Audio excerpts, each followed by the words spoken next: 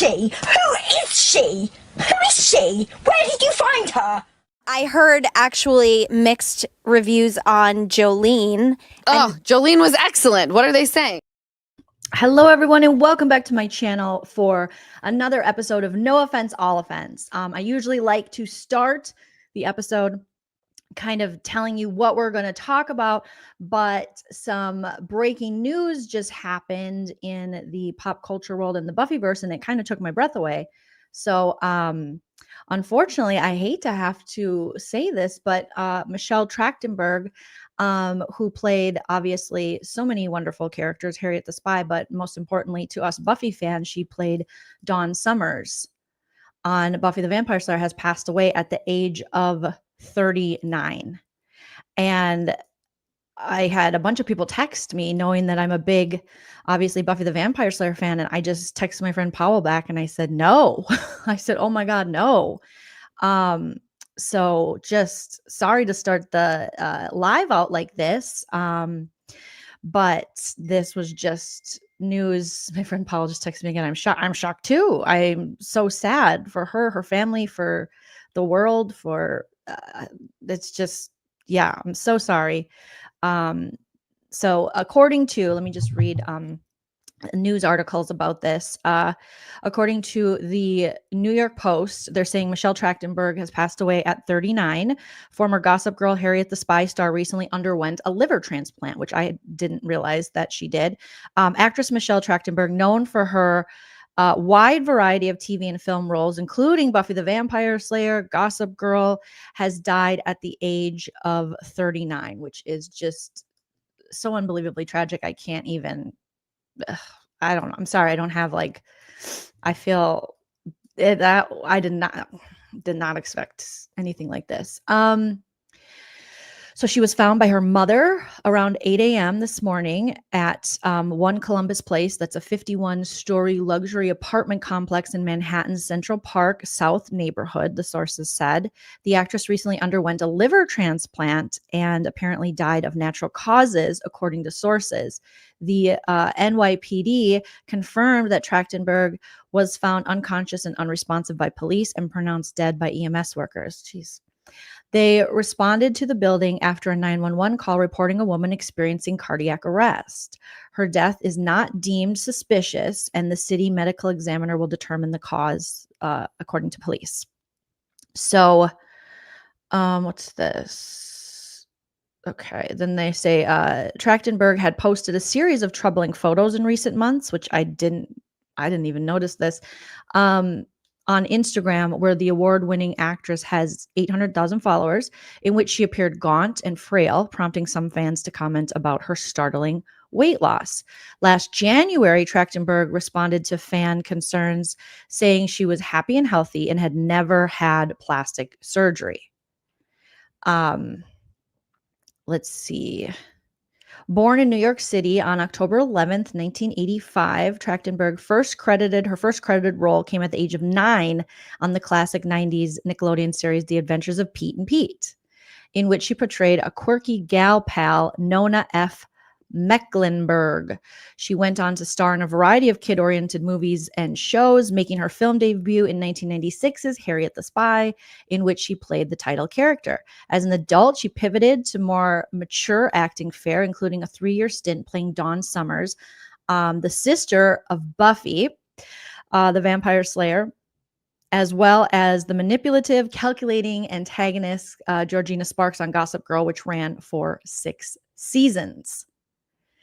In 2021, Trachtenberg made bombshell allegations, which I remember this, against Buffy creator and Avengers director, the asshole known as Joss Whedon, then 55, claiming he was physically abusive during filming and that there was a rule in place prohibiting him from being alone in a room with her on set. And multiple cast members have said that that rule was in fact in place, that she was not, because she was very young on that show, and that she was not allowed to be alone in a room with him.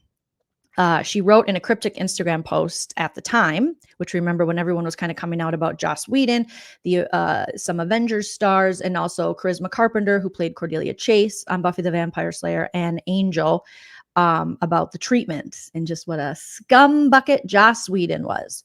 So then they go on to say Whedon later denied the allegations. I remember reading the article in which he denied the allegations. In an interview with New York Magazine, no one believes you, Joss Whedon. Plus, who names their person Joss? On her birthday last October 11, Trachtenberg posted a glamour shot on her Instagram with the caption 39 and feeling fine, which garnered more than 32,000 likes. So just like as, just as a human, it's like you see a 39-year-old who that's just far too young to go. And then as someone who is a fan of her work and a fan of Buffy the Vampire Slayer, what a tragic loss to, a very loved character, even now, if at the time we were like, Buffy has a sister? What? And then it all makes sense. And I know that Sarah Michelle Gellar herself was very close to Michelle Trachtenberg and kind of thought of her as a little sister. So my heart goes out to her and Michelle's parents and her family. I mean, it's just horrible. Let's share an iconic shot of Buffy and Dawn in one of their press photos here. But literally, I was just getting my stuff together to go live, and I'm getting these texts from Mims, Powell, and I'm like, what? And I think I replied to all of them like, OMG, no. So sweet, talented, beautiful Michelle Trachtenberg, gone far, far too soon, never forgotten. Thank you for your wonderful work and bringing characters to life that we all remember, like people are saying here, from our childhood, whether it be Harriet the Spy, Gossip Girl, Dawn on Buffy the Vampire Slayer, just so many iconic roles, whether you remember her on Pete and Pete on Nickelodeon. I know Amy's like, I was like, I hate this. I hate this. I hate that this is what I hate this is true and this is what happened. So let me see if I can, I did look to see if anyone has posted. Mostly I looked for Sarah Michelle Gellar, but literally it was just announced and she has not posted anything. And just looking at Michelle's Instagram here, and this is just as we, got the news too that Buffy, they were going to do like a reboot of Buffy with Sarah Michelle Gellar, and most likely a lot of the, past characters as well. So I assumed that, Dawn would be in this series because if you follow the Buffy the Vampire Slayer comic books, Dawn is on her own journey and has a pretty big role in the Buffyverse. So, I know, you guys, it's so sad. Too young, too soon. Rest in peace, sweet girl. You deserved so much better, but your time here on Earth, you made such an impact and you made beautiful art and wonderful characters come to life that we will remember, that know no age, no mortality. They live on forever. So yes, everybody watch something with Michelle Trachtenberg tonight and show her all the love. But just this jar, I'm like, what? Well, she's the youngest person, the youngest main cast member on Buffy the Vampire Slayer, the last person, I would think, but all right. Oh, Lordy. Yeah, gone, never forgotten. When you create beautiful characters and art like that, and you're a part of such memorable work, you're never forgotten. And I'm sure in her personal life, this is just, us knowing her from, her job, her art form. But those that knew her as a person, my heart breaks for you because I'm sure she was just a wonderful person and meant so much to so many. So rest in peace. Yeah, people are going to jump to conclusions, which I hope they don't, because it says here that she had a liver transplant. So whatever was going on with her health, she has the right to privacy on that. I know that they investigate, right? Like they were saying, if there was, so far they said there's no need to investigate.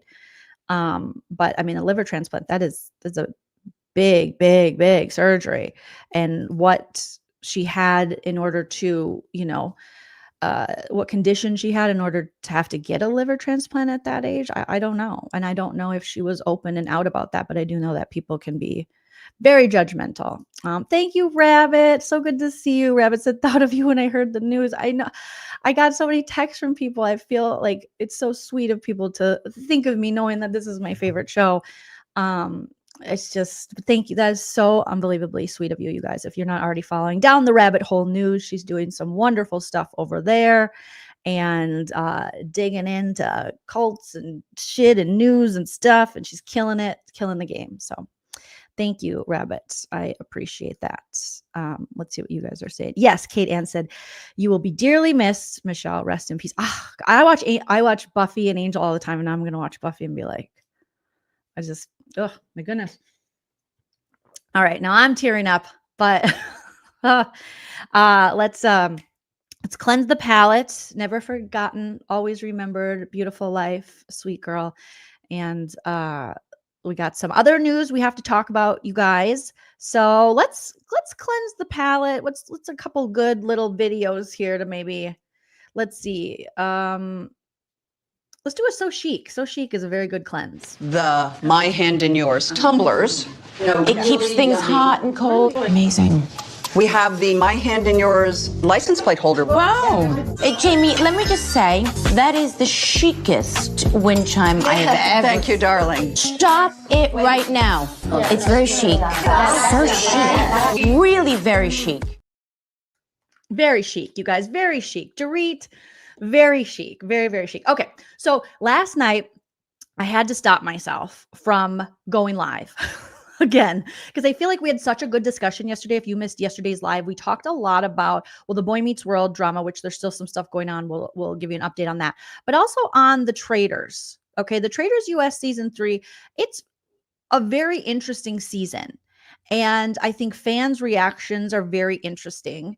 And I do appreciate all of you sounding off. Again, I try to take a comedic look at these things, but also, a look from a very opinionated, but also myself as a fan of these, shows, these celebrities, these, pop culture news. And I appreciate you guys sounding off, even when you don't have the same opinion as me, because we can agree to disagree. And I think that this isn't just where I have to say, agree with whatever Joleen says. No, you don't. Because we're all, able to give our opinions. That's my opinion! Again, everything I say is alleged. However, everything is true except for the parts that are false. Allegedly! And if you haven't already, smash the like. Okay. So I was having these conversations with my husband too. And I see a lot of you guys sounding off. And yesterday we were talking about like the Danielle, Carolyn, and the fans' reaction to Danielle. And just, it's one thing when people are like, I hate her game, the way she's playing, it sucks. She got rid of my fave. Hell yeah. I do that all the time. But equating that Danielle has swore on her grandkids or something within a game to her being a horrible person, I think is ridiculous in my own opinion. And I think it's really being taken and run with. And I am not by any means saying, oh yeah, everybody go swear on your kids and lie. But I think if this is someone doing this in real life, not under the guise of a game, it's horrible. Like I just watched, for example, this documentary about this lady, Amanda. Did you guys watch Scamanda on Hulu? I just watched that, you guys. And that is a lady who in real life was manipulating people to believe she had cancer in order to get money, clout, whatever. And for years she did this. And even when she was caught, even when the feds got involved regarding money, fraud, taxes, all the things, she still was like, no, I do have cancer. And people, I think that's diabolical, disgusting to, pretend you have an illness that so many families have to go through and so many people, and to pretend to take pictures. I mean, this lady went to the lengths of going to the hospital, shaving her head, lying to this church that she got involved with, taking money from her friends and family, playing on people's fears or their previous losses to get money and to get attention. And she got free shit from companies. It was just, she is a monster in my opinion. She got her kids involved. People donated like marrow and blood, things she didn't even need. It's insane. If you haven't watched Scamanda, there's I think 4 episodes on Hulu, and it was disgusting. Yeah, like Brooks. Now, I understand two things can be true at once. You can still dislike Danielle doing that in a game. You can 100%, I feel like, say, I wouldn't do that in a game. I wouldn't swear on anything. I'm a little more superstitious where I'm not going to swear even on my niece and nephew. Because someone pointed out in the comments, Joleen doesn't understand because she doesn't have kids. I think I can still understand without having kids that most moms would not do that in real life. Most grandmas wouldn't do that. And probably even in a game. Because even with my niece and nephew, I would never swear on even a game on their lives. I just wouldn't do it. I wouldn't do it. But Danielle did it. And you can say that's wrong and you don't like it. But to equate it to like she's a horrible person and to like threaten her and shit and act like she's like this like evil person, I think is a bit ridiculous, given that, you know, we're on a game called Traitors, where pretty much anything is on the table and open. Now, again, there's going to be consequences when someone does that, and people are going to have reactions, and you have every right to have a reaction. But I think to like equate this between that and the Forrest Gump comment, to equate this to like she's the worst person ever, I'm just not ready to go there. Because in the confines of a show called Traitors, I understand that some of these players were like, I just wanted to have fun and be friends. Okay, but it's called Traitors, not Frienders. And people are going to play the games differently. And you don't have to agree with the way they play the game. You can say, I don't like that shit. But it's just like, it seems like a lot is being thrown on Danielle.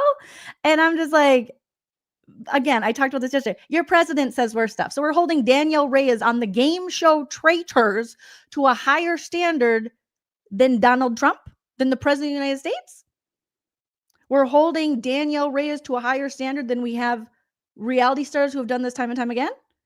And within these game shows, I don't think Danielle is out there in her real life swearing on kids and grandkids' lives. I just don't think she's out there doing it, you know. But I do think that in this game, I've watched so many shows, and I'm such like a game show, this kind of social game fan, that this is par for the course. Like, it's not for everybody, but it definitely is something that happens, and it doesn't make her the worst person ever. It's a TV show. We have a villain being Danielle, and that's all fine and dandy Randy. But I don't think she's really out here hurting anybody. Where I've seen people on these shows literally hurt people, whether, you know, it be even Vanderpump Rules. So it's just, the show is called Traitors. People are going to lie, cheat, and steal. It's a social manipulation. There's going to be some things they say that you're not going to like. Some people did find her Forrest Gump comment to be ableist, and you have every right to feel that way. But it feels like the vitriol that Danielle's receiving is just too much. It feels kind of similar to on Big Brother's past season with Angela, when she called this dummy, like this guy that played the game, she called him Crazy Eyes. And people are like, oh my God, she's horrible. She's the worst person ever. It's like, she's just becoming like the villain. It's her villain arc. And this guy sucks because he's using it and becoming the victim. So I almost think the people that run with this, so I was happy to see that Carolyn has been out there somewhat and going, I don't think Danielle's a horrible person.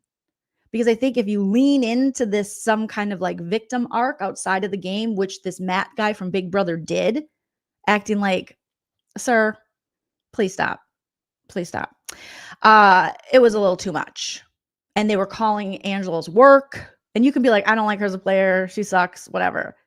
But to make these big, huge, you know, conclusions of let's contact, even during the height of Scandival, I never contacted Schwartz and Sandy's and said, you know, and left them a bad review. I actually went there, me, Chell, and Andrew Gabor in the beginning of Scandival, because I'm like, they were saying they were losing business. I'm like, I want to go see. And I had never been to Schwartz and Sandy. So we went there and it was fine. The manager seemed to be very like, hi, how you doing? Want me to take a picture of you? Like wanting us to stay. But I would never shit on someone's business or their real life when they're playing a game.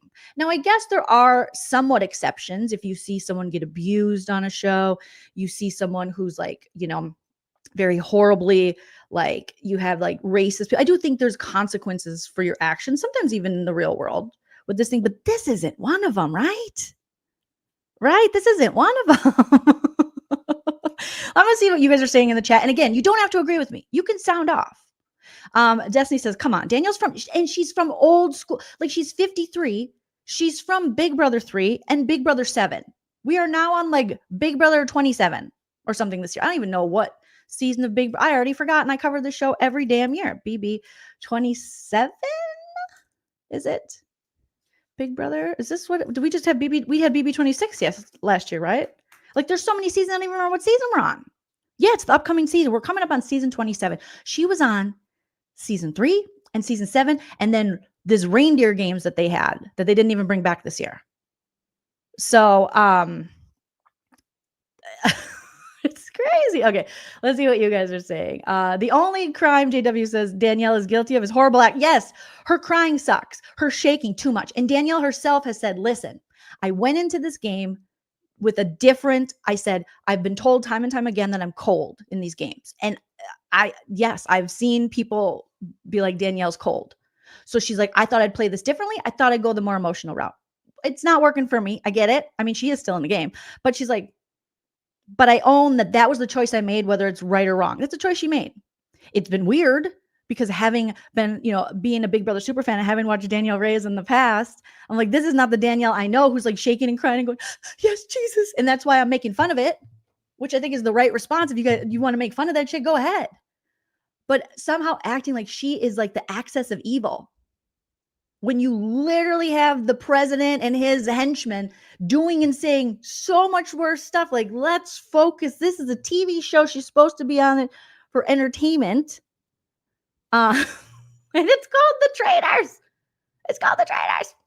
Just as the public have to take not liking something way too far. Yes. I don't love how Danielle is playing, but I equate that to her being, but I don't equate that to her being a terrible person. Yes. Sometimes these shows put terrible people on and we find out like, oh shit, they didn't do background checks. And what did this person do? Yes. But so far in all the years Danielle has been on television, no one has yet to prove that she's a terrible person in her real life. And now all of a sudden, because she swore on her grandkids and she told Carolyn to stop Forrest Gumping, she's the worst person that ever lived. And in 2025, she's on the bottom of the worst. Like, she's not even on the worst list. Yes. And hate on the hats because the hats are horrible. They're horrible. It's really bad hats, Danielle. I love you, but it's really bad hats. I'm just going to tell you like how I feel about it. It doesn't necessarily, again, have to be you guys' freaking opinion. We're talking about a game show here, but it's going too far. Let me show you something. So now we have people who are, it's not enough, whatever's happening with them just hating her gameplay and being like, she sucks at this game. Go ahead, say that. She can take it. She's a big girl. She can handle it. She's been on reality TV. Now people are reporting that she cheated at the game. Huh?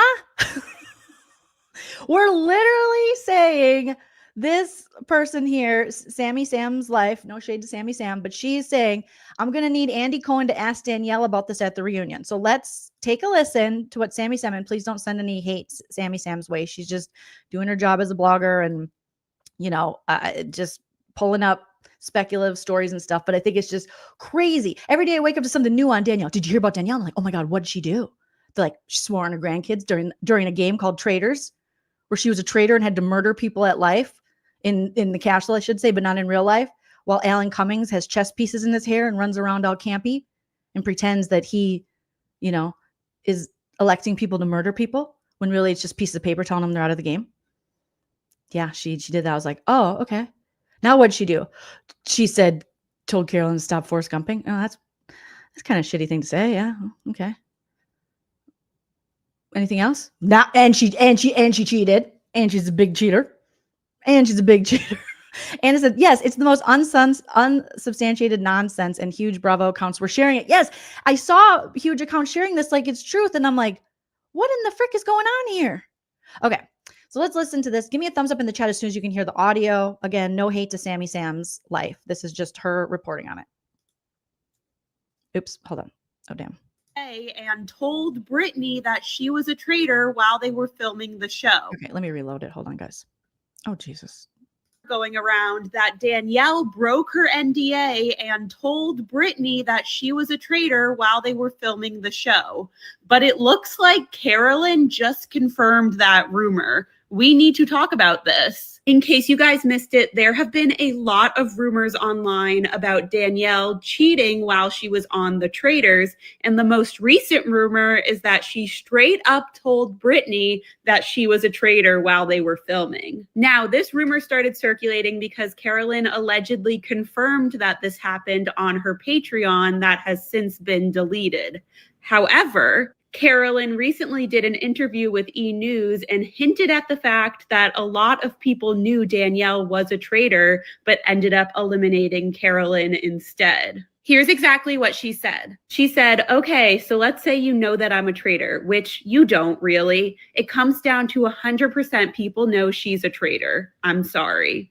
Not only is there a rumor going around that Danielle broke her NDA and told Brittany that she was a traitor while they were filming the show, but it looks like Carolyn just confirmed that rumor. We need to talk about this. In case you guys missed it, there have been a lot of rumors online about Danielle cheating while she was on The Traitors. And the most recent rumor is that she straight up told Brittany that she was a traitor while they were filming. Now, this rumor started circulating because Carolyn allegedly confirmed that this happened on her Patreon that has since been deleted.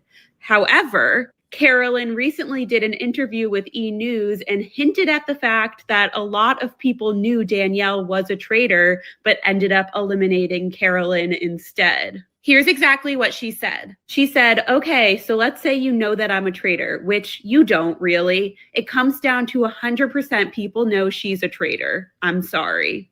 Not only is there a rumor going around. Okay, so but they could suspect Danielle's a traitor because she's not doing a great job maybe hiding the fact that she's a traitor. She's, doing some traitorous behavior in the game. So maybe they're just using her as traitor angels. And here's where I think that the traitors is dropping the ball. You have to have the traitor angels edit in. Sandra Diaz Twine, Queen Stays Queen from Survivor, last season brought up this idea of a traitor angel. Essentially, who the traitor is. But this traitor is someone who's working with you. So it's almost like a shield within the game. So you're going to take this traitor as far as you can because they're not going after you and they'll get rid of other people, thus thinning the herd of contestants so there's more money at the end. And you have a traitor looking out for you essentially in the turret because they're working with you. That doesn't mean that Danielle told anyone she's a traitor. It could just be she's playing in a way where they're like, oh, that bitch is a traitor, So I don't think there's, So even Carolyn saying that is just her being like, I think they know she's a traitor. But I don't see where Carolyn said specifically, Danielle definitely told Brittany that she was a traitor. Now, I haven't listened to every interview, so I'm not sure, but I do think Carolyn has to be careful because she's doing a lot of press and a lot of media, and I love her, and she's a Minnesota gal, and we're both sober chicks, and let me love you, Carolyn, but be careful because this media and stuff gets twisted in ways that is crazy. So then Carolyn, she comments on this, and so does Danielle. On this Sammy Sam's Life, reporting that Danielle allegedly broke her NDA, which is a huge allegation with no proof. That's crazy. So then Carolyn says, oh my God, I'm done talking for real. This is too much. I haven't confirmed anything, girl. Can you hear Carolyn? She's like, Bob the drag queen, like, oh my God, I'm done talking about this. I did not confirm anything. I did not confirm anything there. So I think Carolyn, she's only been on Survivor before. This is all some of these people have been doing this for a very long time. So I think she's very new to the game and how all this works, especially with publicity and stuff. And she was a hit on Survivor, her season 44. And that, she won the Sia Award, and Sia said that was like her favorite player ever, I guess. And she's getting so much love and well-deserved love on the show. But be careful because they will take these words and they will, flip it and reverse it. If we see anything, a lot of these blogs and bloggers, they got to put stories out. So, but to be like Danielle, who has a pretty reputable career. She has her own career outside this, but in reality TV, where she doesn't break NDAs and do that kind of stuff, this could hurt her for future opportunities. you know? So I think if they kind of showed this Trader Angel edit, because I heard on, shout out to Ryan Bailey, the interview he did with Carolyn, which is really good. If you guys haven't checked it out, go give it a listen. And he had Bergie on it from last season, and also from, what was Bergie on, Love Island, I think. And they were saying, Bergie said he had a Trader Angel theory, and he had his own little Trader Angel, and he thought it was going to come out in the editing, and had talked about it in like his little diary room sessions and interviews while on the show. But he said they didn't put it in the show. But he was like, oh, I'm going to look smart because I'm like Sandra. I got one of those Trader Angel edits. And thank you, Red Wolf. I've been practicing and listening to so much Carolyn. But okay, so I think that kind of hurts the game. Like, let us see if people are, it's a viable, it's a real strategy people are using, obviously, in this game. If Sandra, Queen Stays Queen of Survivor and these kind of competition shows, is talking about it last season, it's something people are going to look for. So that is a strategy a lot of people are going to use going forward on the traders. They're going to look for their Trader Angel, and who wouldn't? It's the same way people hide behind, power, whether it's in Survivor, people hide behind power in Big Brother through the HOH, or they use what's called shields, people who are bigger targets than them that they can hide behind so that, they'll be attacked first before them. There's so many. These games are layered, and the strategy, and there's so many ways in which to strategize and to play these games. So let us see it all. Why are they cutting out the Trader Angel edits? If players legitimately, if I believe that Brittany Haynes Brittany's not stupid. Brittany has played Big Brother more times than Danielle, 12, 14, and BB Reindeer games. So same amount as Danielle. And she's not an idiot. She's very smart. I think, did she do Amazing Race with Janelle too? She probably knows Danielle is a traitor. Brittany is not dumb, and she knows how Danielle Reyes works. Has been on enough shows with her that she's like, this is weird. She's probably a traitor, and she's probably using her as her Trader Angel. Plain and simple. Yes, Izzy B says, don't you think if this was true, there'd be a big investigation? They would have to. They would have to. It's crazy. So Carolyn is like, oh my girl, I'm not going to say anything anymore. This is, girl, I haven't confirmed anything. And then Danielle, so then people comment on Carolyn. And then Danielle comes into the comment section. So all the traders are now commenting on this Sammy Sam's life and this theory that Danielle broke her NDA. Danielle Reyes says, it's unfortunate that you believe everything you read or see about me just to justify your hate. When it comes to NDAs, I take them very seriously. I keep things confidential, which is why no one knew I was cast on Big Brother All-Stars or Traders. But ask yourself, why does my gameplay trigger you so much? Why does my over-the-top acting bother you to the point where you feel the need to post negative things about me? Seriously, why? It's honestly sad how a reality game can make people so outraged that they grab their pitchforks and spew hate. For what? Because I outlasted your favorite? Because I did what I needed to do to win? I've been nothing but respectful toward my castmates. I'm not out here writing funny poems and calling people a see you next Tuesday. Carolyn was writing. I think that's a knock on Carolyn because she wrote the poems. Let's see. And writing, and calling people see you next Tuesday. But I imagine if I did, what would the reaction be then? Would people spend the same amount of energy trying to tear me down? At the end of the day, it's just a game. I played it the way I saw fit. If only people put the same passion into something meaningful instead of obsessing over a 53-year-old Black woman with a couple of bad hair days who played to win by any means necessary. Now, I think overall what Danielle's saying, I agree with. However, I do think if you are on these shows, people are going to have an opinion about you and your gameplay. And I think that's all fair game. If you hit your social media and stuff and you're like, I hate the way she's playing, this sucks. But I think the attacks on her personally in her real life, outside of the game, outside of her gameplay, I think is the part that's just like too far. The assumptions that are being made about Danielle as a person, when we have literally, I mean, for a lot of people, I get it. You're not familiar with her. If you are not a Big Brother fan, you are not going to know who Danielle Reyes is because she remains and has pretty much only played a Big Brother multiple times. But she hasn't been one of those people who ventures over to like Amazing Race or other, genre. She hasn't necessarily kept herself in the public eye too much. She has, a career outside of television and those things. She just happens to be very entertaining and, a very good Big Brother player. I don't know if she's the best Traitors player, but she is the last traitor there. So I do think there's a point where sometimes these reality stars or these game people are like, you can't say anything negative about me. Well, you can. People can definitely be like, I hate the way you play. I hate the way you do this. Like, I don't like that.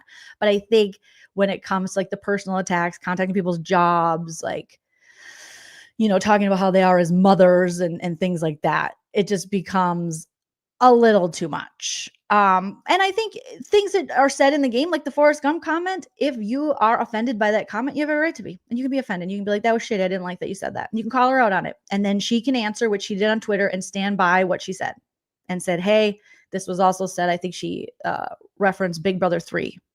Now, some could argue that was a long time ago. Times have changed. So, I mean, multiple things can be true. At the same time, Brittany was on Jeff Lewis this morning. Oh, Eric, I'll have to listen to that. The Traitors reunion is going to be, if they show us everything, it's going to be jam-packed with like drama and stuff, because a lot of these cast members. Okay, here's another problem I have. Housewives, I'm talking to you. I am talking to you, housewives, and I need you to listen to me. I need to make myself full screen. I need you to listen to me, because this is bugging me. It's bugging my spirit. It's bugging my soul. It's bugging me so much. These housewives to get on their high horse and be like, oh my God, you're swearing on kids. Fuck off, housewives when it comes. And I love you, housewives, but fuck the right off. You are on a show where you benefit monetarily for coming at each other, each other's families, each other's marriages, each other's kids. And you're going to sit here on some soapbox and say Danielle Reyes swearing on her grandkids in a game called Traitors is the worst thing you've ever seen? You women go to jail.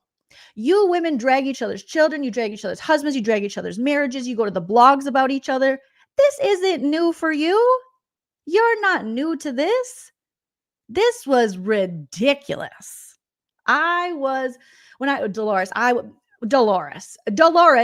your best friend, Teresa, what has she done through the years? What has she said through the years about people's families, about people's marriages, going after someone's husband who's a plumber? I mean, they're all literally, this is what they're paid to do and cause drama. And you're really going to get there? And then Chrishell and Sierra, knock it off. I don't know much about Chrishell, but Sierra, I love you, and I love Summer House, and I love you guys laying in bed, shit talking and all the things. And I totally have your back on this, but come on now. Any of these Bravo celebrities, you know how the game works. And this isn't the worst thing you've ever seen. Erica says, yeah, Dolores is just programmed to say, my family. It's like, oh my God. Oh my gosh. So calm down, Bravo. I watch Bravo as much as I watch Big Brother, as much as I watch Survivor, as much as I watch the competition shows. And you guys are no peaches. Well, except for if you're the Real Housewives of Atlanta, but we love you still. But to be like, and if they clutch their pearls and they try to drag Danielle, how could you? You get in physical fights with each other. You throw tables, you throw cutlery, you drag their children, you drag their husbands, you drag their homes, you drag their businesses, you go to blogs. Please stop. You throw Andy Cohen across the room during a reunion. Please stop. You are not the moral authority on what people can say. And that's just on a show that's supposed to follow your real life, your life. This is a game show called Traitors. Danielle is not on the Real Housewives of Traitors. She literally is on a game show as a traitor. Please. Curly Views says Danielle isn't in reality TV. Yeah, she has a real job, and she's literally, and you can be like, oh, I do not enjoy her. 100%. I don't like the way she's playing. 100%. But to get up there and to like, they all keep talking about it like, oh my God. I heard Chrishell go in and she was like, and she swore on her grandkids. So we all believed her. Well, then that's your fault for not knowing anything about the game you're playing and not doing a little bit of research to know that these gamers will swear on a lot of stuff, and a lot of stuff that's far worse than this. So because you're dumb and fell for it, like, I don't know what to tell you. It's like, for lack of a better way, because you got outplayed, because you played on your emotions in a game where social manipulation is key And the biggest aspect of these games aren't the challenges, but it's actually the social of it. And you believed her? Do you believe ever? I don't know. But in the year of 2025, I don't believe anyone when they swear on anything. Because look what's going on. We got a man in the White House who says he's a Christian. That is not a Christian man. Is that a Christian man? Christians, where are you at, Christians? Hi Christians. Where are you at? Because you sure like that orange guy. Not all you guys, I should say. But I mean, this is ridiculous. It's so ridiculous. Christina's here. Christina. Oh, I loved her on Big Brother. Loved her on Big Brother. Loved her. I'm not saying I loved everything she did on Traitors because I didn't. And I criticized it within the game and had a little making fun impersonation stuff. But come on. Come on. Yes, Dolores, your ex Frank was disbarred. What did he do? Come on. This is ridiculous. If these chicks decide to go to the reunion and drag Danielle for swearing under grandkids and a Forrest Gump comment, I am going to be like, come now. How now? Rebecca says, so disappointed with Chrishell because she claimed to be a Boston Rob fan. She should know. Well, isn't it always funny how different we hold women compared to men in these games? Have you ever heard of Dr. Whale? He's on Deal or No Deal Island. Have you heard Boston Rob? You follow them to this day. I don't begrudge them. I like both of them very much. But I respect that, that's the way they play. But they play dirty. They lie. They have their character that they have within the house. The only thing Danielle did wrong this season, she wore those fucking ugly hats, okay? And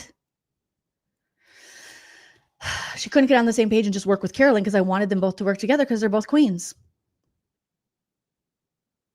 Can I think of anything else? Oh, and the crying. That was her choice. But I didn't like it. The last one, I'm going to put up a video of the last recap I did where she's like shaking as if too much, talking to Jesus a little too much. Yeah, Dolores, you can't be sticking up for Teresa, who's a whole ass bully. And then go, I cannot believe Danielle would do that. Please. Please. Thank you. Markeitha Nard says, truth. That's like the drag queen, put it on God. And he admits he's a non-believer. Yeah. He's like, and I swear to God, but I'm an atheist. So there you go. Bye. Oh my gosh. Yes. Hit that like if you haven't already. It's a free way to support the channel. And thank you, Evelyn, for the second super chat of the live. Evelyn says, I am wondering if, Mr. Noir, is feeding into the Danielle hate. I think there are different standards on these reality shows. We know that there's different standards in America. So why would it change from, reality shows on what women can do and how it's judged, and especially what Black women can do and how it's judged from white women or from men? I'm not saying Danielle's playing the best Traitors game. She is the last traitor left. But I'm not saying you have to like her gameplay. But this is getting out of hand. And like, oh my God, we are good. When they said they had Tia and Danielle, I'm like, I can't wait. And I just can't wait to be king. I was so excited. I was like, what is it? Oh my God, what'd she do? They're like, she swore on her grandkids in the game Traitors, where people lie and steal and we murder people in a turret and we wear cloaks and everything's over the top. And Alan puts chess pieces in his head. I'm sorry, what? Yeah, she's I swear on my grandkids I'm not a traitor. What? I'm sorry? Is that okay? Am I supposed to be really offended? Okay. I'm not. Dan's funeral. Here's a prime example. Dan's funeral. Dan was on Big Brother, and it's an iconic moment in Big Brother. I still think it is, where Dan was able to flip the script on his what seemed to be inevitable fate in Big Brother 14. And he was locked away in solitary for a little bit. And he came back and told lies on everyone, even his best allies, threw them under the bus, made people cry, lied to them. And they got super emotional. And he flipped the whole game, and he ended up staying and sent home his allies, number one, or like love interest number one. And he did this all through lying, cheating. I mean, Dan, even when Dan played the game, when he played Big Brother, he would be reading the Bible all the time. Talking about how faith, his own Christianity, his own belief, while lying to these people. Just because someone's holding a Bible, puts their hand on the Bible, or is the president of the United States and says they believe in a Christian nation does not mean that that's necessarily the truth, or that they're not using that as some kind of a prop, or they're not propping that up. And a lot of people would be like, that's sacrilegious. You shouldn't do that. People do. The guy you voted in office did. Still doing it to this day. There's nothing Christian about what's going on with that Cheeto face. Christina says, lest we forget Kristen Doty swearing on her nieces and nephews and dead grandmother. This isn't new to reality TV. You cannot like it 100%. You can be like, shit, I would never do that shit. I would not swear on my niece, and I just wouldn't, because I would have that feeling that the universe somehow is going to get me back and something's going to happen to them. And I'm always going to carry that guilt. Like I should have never done that. Like that's the superstitious person in me that I wouldn't do that. I wouldn't swear on my mom. I had for a little bit that, what's it called? That superstitious OCD one time. My therapist was like, you have superstitious OCD. I was like, what? She was like, if you don't do this and touch this in this way, then everyone's going to die. And you're like, I'm like, what? I can't be responsible for everybody dying. So I have to press these specific buttons on the microwave or everyone I know and love is dead? Well, fuck, I better do it, So I wouldn't do that. And as a game player, Danielle did crush the round table.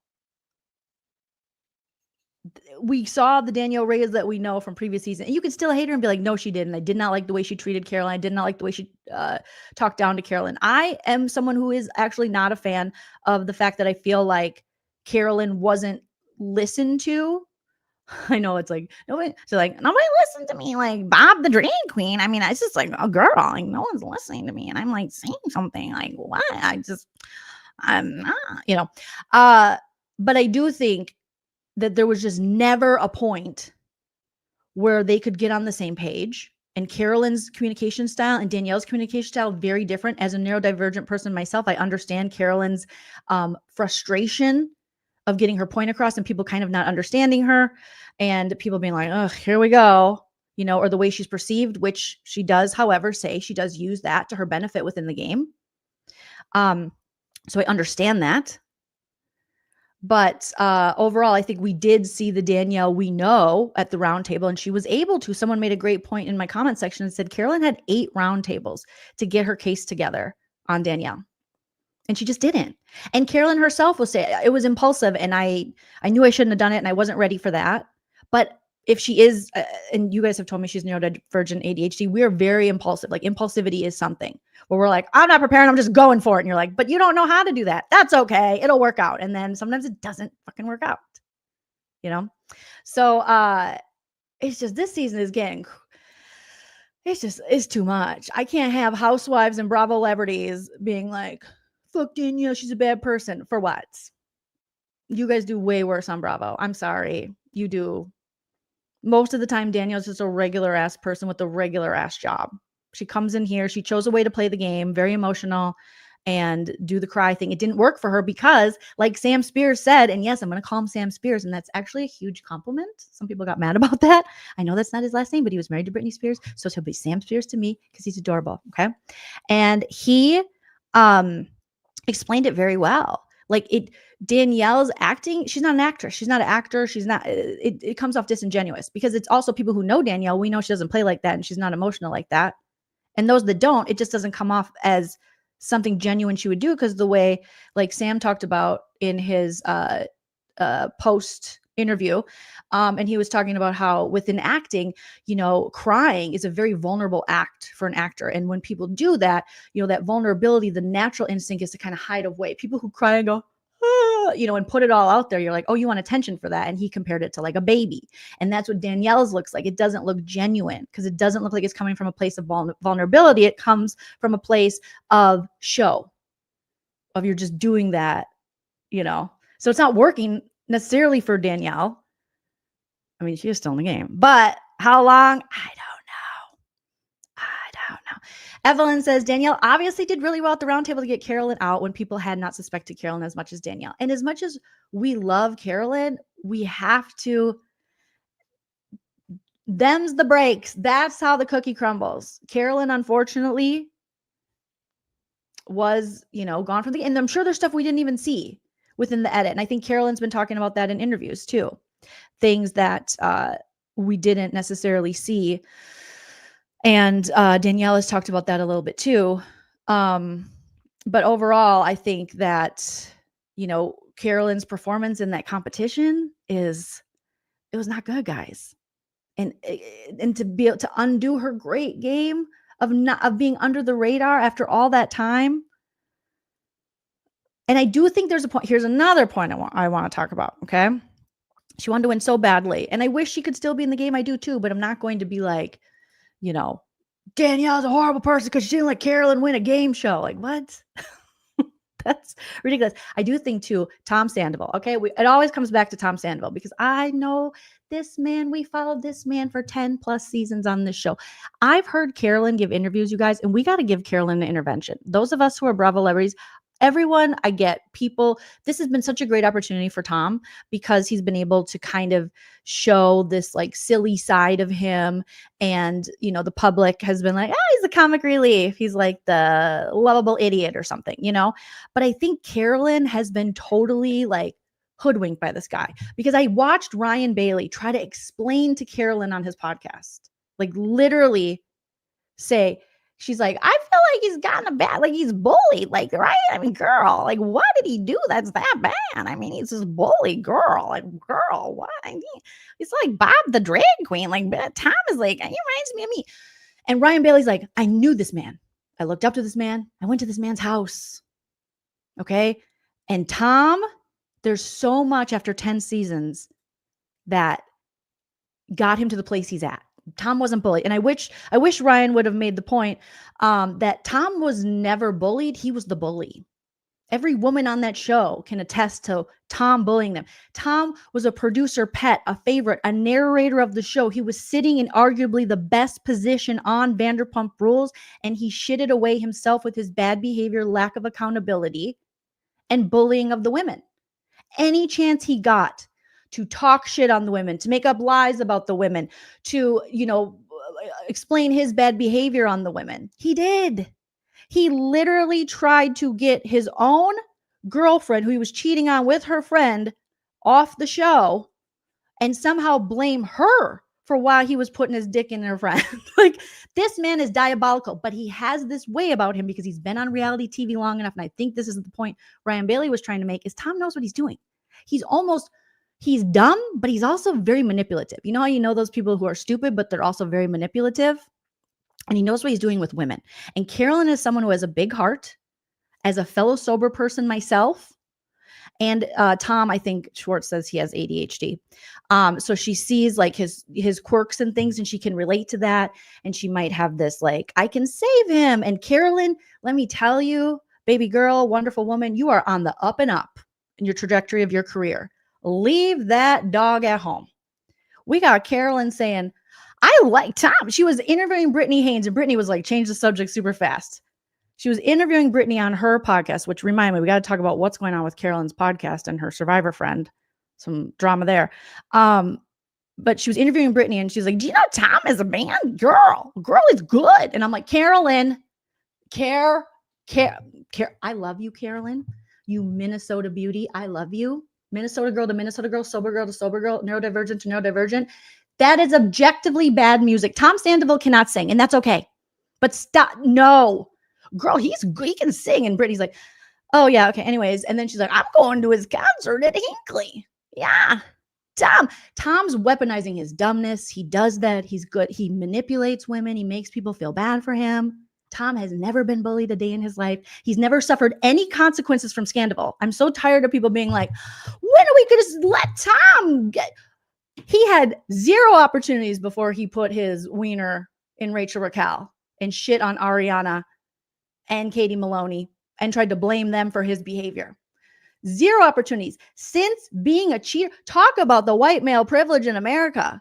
This man has gotten on more shows, more money than he's ever had in his whole entire life. Before, he just had Vanderpump Rules and his shitty karaoke band. Now he's been on that SEAL team or whatever it's called. Traitors. You think they would have picked Tom Sandoval to go on Traitors? No. He was going to be on Winter House. That show's now canceled. Traitors is an Emmy Award-winning show. He's had ample opportunities. So many more opportunities than he ever had before. So him doing trash man, garbage human behavior actually made him more money. He has never owned it. He has never truly apologized. We saw on that last season of Vanderpump Rules him continually trying to set up Ariana, get rid of her, while the producers simped for him. And we're like, I think we should just forgive Tom. It's like, it's been 2 seconds. He hasn't done anything that's worth forgiving. Anytime a woman on that show has behaved badly or cheated, there's always been a time where they had to be on the outs of the friend group, make amends. You guys, if you follow my channel, you know, we've talked about this time and time again. But for those who aren't aware of Tom Sandoval, he's not this little innocent guy who's like, he just cheated. Everybody cheats. It went so much deeper than that. Then the cheating was, who cares? We didn't even care about that part.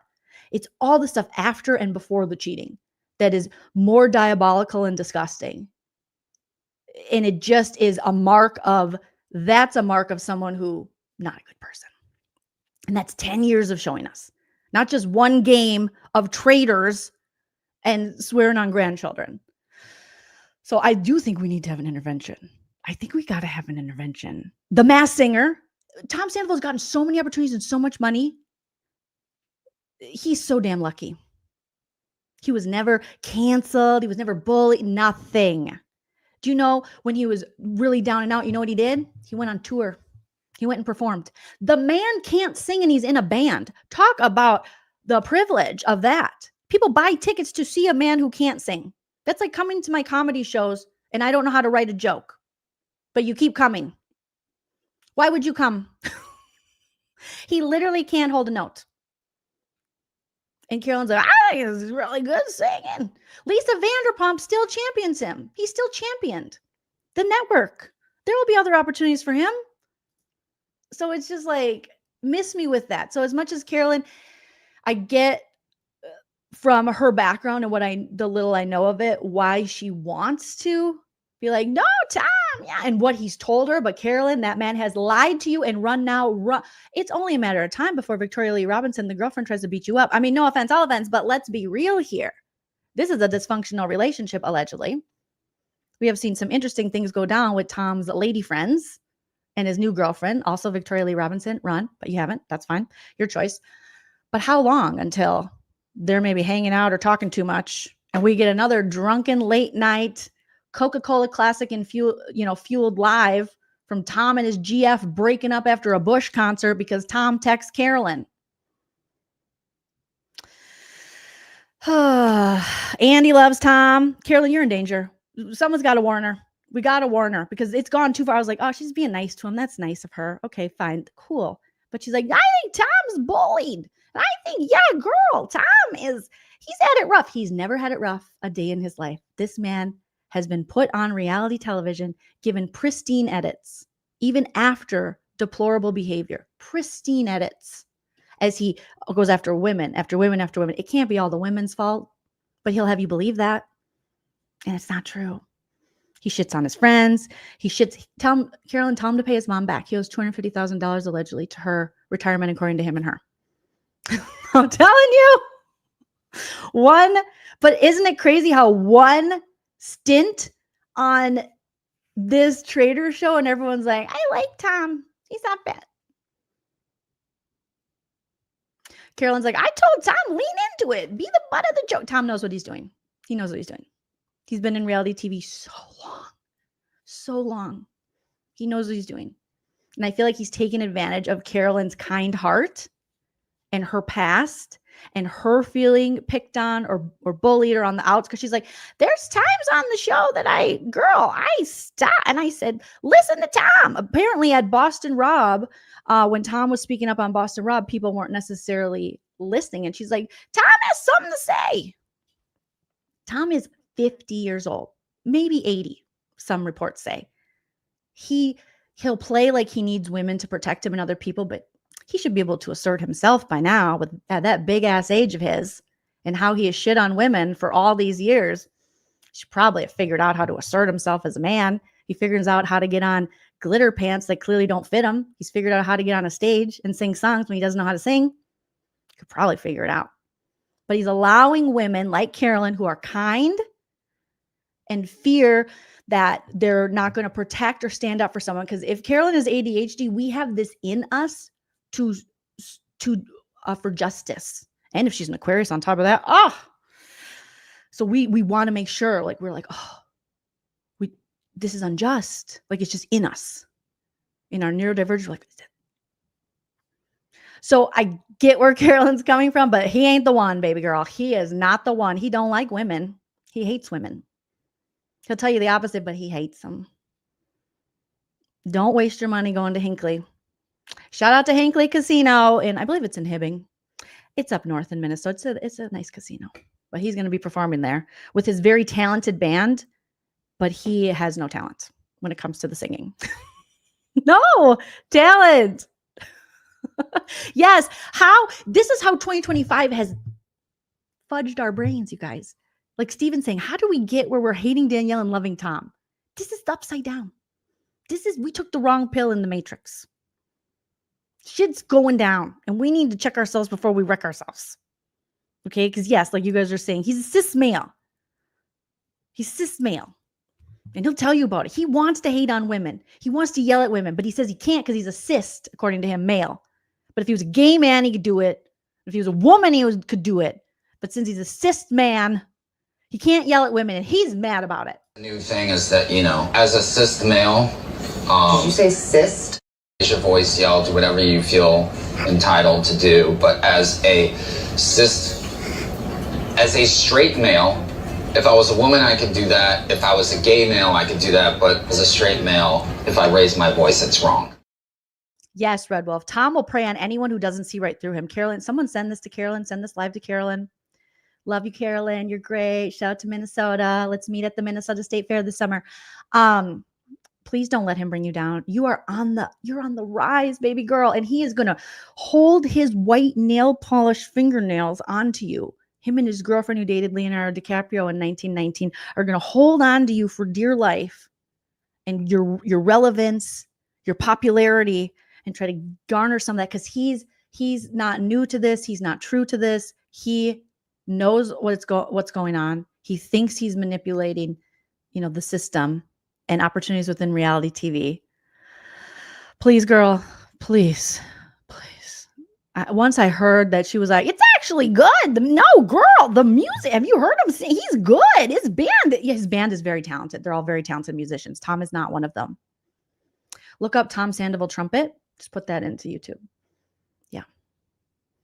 When I heard her being like, he's good, I was like, oh, Carolyn's in the cult. We got to get her out of the cult. Send her to the Reddits. Send her to Christina Coca's channel. We got proof of this. And this isn't just one season. This is 10 plus years. I've met this man in person. Ryan Bailey gave you his, of meeting him and being friendly with him. Please, Carolyn, please. I want to protect you, but I can only do so much. And I get it, like, as a sober person, but girl, we know that man has got Coca-Cola Classic running through the veins, allegedly. That's a lot of sweating, a lot of things going on. And I wouldn't put it, I don't know. This is my speculation now, but maybe he's talking about, because he had previously talked about sobriety and claimed he was sober. And as a sober person, it was insulting because he was just doing that to, like, get out of trouble when he was clearly still using, or he was just taking a break. So I feel like he could have played on that with Carolyn too, who she herself, I think, said she's not only sober, but she's also like a sober coach or something like that. Something where she's helping people. So Carolyn has that in her to help people, which is beautiful. Tom ain't the one, Carolyn. Please, dear God. Yeah, Carol says Tom is not the hill for Carolyn. And you will. And if he asked you to do a podcast, because I heard Carolyn say that, she kind of wants to figure out what she wants to do after the show, because I watched some of the interviews, and she said she wants to co-host the Jason show, which is a Minnesota show. Shout out to Jason. Shout out to Alexis. And he had a radio show, and now he has like a daytime talk show. And everyone in Minnesota loves it, and he's super cute. And she's like, I want to be Jason's co-host. You guys, I don't want to be right about this, but I have this feeling that Tom Sandoval, who has a shitty podcast no one listens to, that we sometimes roast and recap, that he's going to be like, well, you and I could do a podcast. We should do it. Carolyn, please don't do it. If you are allegedly, let's just say, having issues with your last co-host, this man is just the same. Thirsty climber. That's what we call him in LA. He's a thirsty climber. Guess what? I was very impressionable when she took all her clothes off and jumped in my pool. And that's him blaming the woman he had an affair with, saying that the woman who's younger than him, he had more notoriety on the show, more pull and power on the show, that he's impressionable. He's 80. He's an 80-year-old man, and he's impressionable because she took her clothes off. Have some remorse. Have some sensitivity. And here's him talking to a boss who's went out of her way to champion him and given him opportunities for his measly investment in her company. And that's how he talks to her. That's how he talks to women. That's how he thinks of them. And then he was like, I'm going to take my own life. And it was mad that people were like, what? When he himself did not believe his ex-girlfriend when she was having legitimate mental health struggles. And he was like, well, I didn't really believe her, but you better believe me. There's two things happening here. She confided in you. You put it out on camera. Bottom line is, you now know what it feels like. Because I didn't believe it. That's why. But now you know how it feels to have those types of thoughts and have people say, I don't believe it. It's just there were 4 other things said that weren't. It doesn't matter. You've got. But we were all supposed to be like, oh, poor Tom. But he has no empathy for other people. It's something so much more than ADHD with this man who we've watched forever. And like Christina said, he literally said he stopped drinking because Raquel had to. And he wanted to drink together when she got out. Oh my gosh. He wasn't in hiding. He went on tour. That's how much remorse he felt. That's how scared he felt. That's how sad he felt. He went on tour with a band with his mom's money, allegedly. Okay. That part. I don't know if it was fully his mom's money, but he does owe his mom some money. Pay your mom back, Tom. That's her retirement. Okay. They're coming for the Medicaid, the Medicare. So you better pay her back. Yes, he's despicable. He said so many gross things. Like, we have to remember. Yes, Ariana, speaking of, well, I don't want to equate her with Tom Sandoval, but she had a part on Will Trent last night. So she's getting these real roles and acting. Yes, Christina Coca in the house, because I love Christina Coca and she's the best. And if you're not subscribed to her, subscribe. Carolyn, here's one more thing, okay? And then I'll drop it for a little bit. I just think you're way far down this Tom rabbit hole. And I want to help you, but you're like, bitch, I don't know. You're probably like, girl, I don't know this girl, but I'm a Minnesota girl. Okay. Blonde. Well, I bleach mine. Sober. ADHD. You grew up in North St. Paul or somewhere around there. I grew up in St. Paul. Hey, girl. Tom is not the one. Okay. And now I forgot the last point I was going to make about Tom Sandoval. Because I was like, hey, girl, hey. I'm sure it was something that would just change your life forever. Tom. Okay, I forgot. But maybe I'll remember. Dreadful says, Carolyn is also fine with Hatch rubbing his naked genitals on Sue on TV. What? How do we know this? Katie says, you know what I hate most about... Let's put in the comments, what do you hate most about Tom Sandoval? Katie, you know what I hate most about Tom Sandoval besides his personality, his voice, and literally everything about him? It's that weird, creepy predator fake smile. Come on, Carolyn. Girl. We got to try to get Carolyn maybe on No Offense, All Offense and talk to her. One Minnesota girl to another Minnesota girl. Okay. Erica says, with that said, he is funny on Traitors, and Traitors needed. Yes, we needed someone to laugh at, and Tom Sandoval is that person. 100%. I agree. There's not much else comic relief. Unless for some reason he's getting good at it because someone likes him. Who knows? I don't know. But he is funny to laugh at, of course. Yeah. I can laugh at him. Mm-hmm. Yes. Let's see what else you are saying. Okay. His voice with the, at the end, it's me. I know they blocked me from their channel for bringing it up when they had him on, and her defense was other problematic men. Really? So Dreadful Ruby, whose channel did you call this out on? DGF, one of my wonderful mods, says, please refrain from using profanity in your posts. Yeah, YouTube censors it, guys. I don't care if you swear. But YouTube then puts you into this, like, it'll hide your comment, which sucks.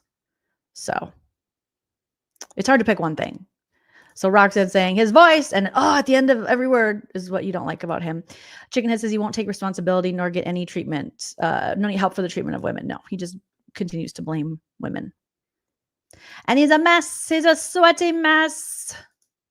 Yes, Evelyn. Yes. So, Carolyn, we're just looking out for you. Literally are on the up and up. You're probably going to be on Survivor 50.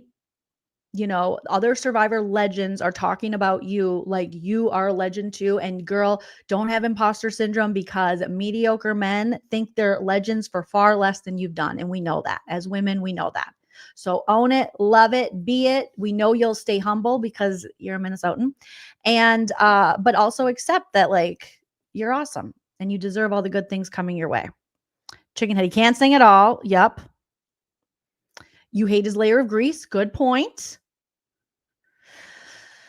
Oh my goodness. Christina says, off topic, but fun ADHD moment. I had my license and credit card fell out of your, out of your jeans pocket. I've been using my passport because I thought I lost it and was going to order a new ID. Well, if you use your passport, that just makes you fancier. Like, do you have a driver's license? No, but I have a passport because I'm a world traveler. Yes, Tom Sandoval. Thank you, April. He believes his own false hype.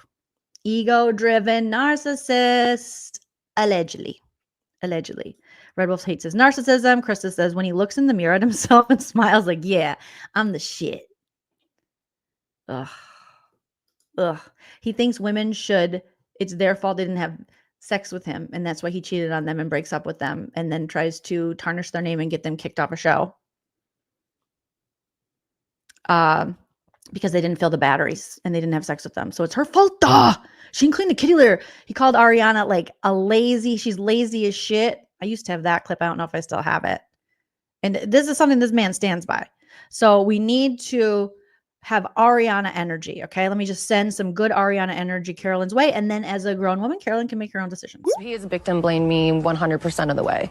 So I don't believe anything that just came out of his mouth. I think he's full of shit. And he can off. We saw him be like verbally abusive and manipulative toward women on the show, including his girlfriend, including so many people. That's how he treats women. So here's another Ariana. Nothing happened. You did it. He would speak about his own crimes as like, oh, and I get Carolyn's like, girl, I mean, I've done some stuff in my life. Like if I was held accountable for like every bad thing I did, like no one would like me. The difference between you and I, Carolyn, is that we're sober people and we've made amends with the people we need to make amends with. And we actually give a shit. Because I know you give a shit. I can just tell from the way you behave and the interviews you've done about your addiction and your past. And we also understand that our behavior when we were under the influence or people that we might have hurt, we are not entitled to their forgiveness. And that is part of sobriety. And that's part of the journey of getting well and being a better person, is knowing that you want to make amends and you want to apologize and you want to mean it and you want to own your actions because you don't want to repeat the behavior and you want to stay sober. But you also know that none of those people you're apologizing to have to accept your apology. They don't owe that to you. There are some relationships that are irreparable.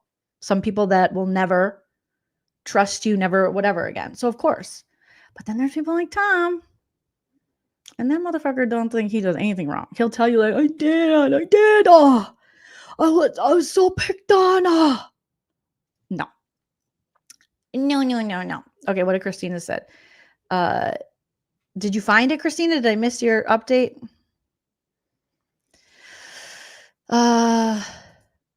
You found it. Yay, you found it. I still think you should use your passport though, because it's cool. Christina says, my least favorite thing about Tom is his inability to make eye contact when he's saying anything of semi-importance. Gray rocking. Yep. You can gray rock him.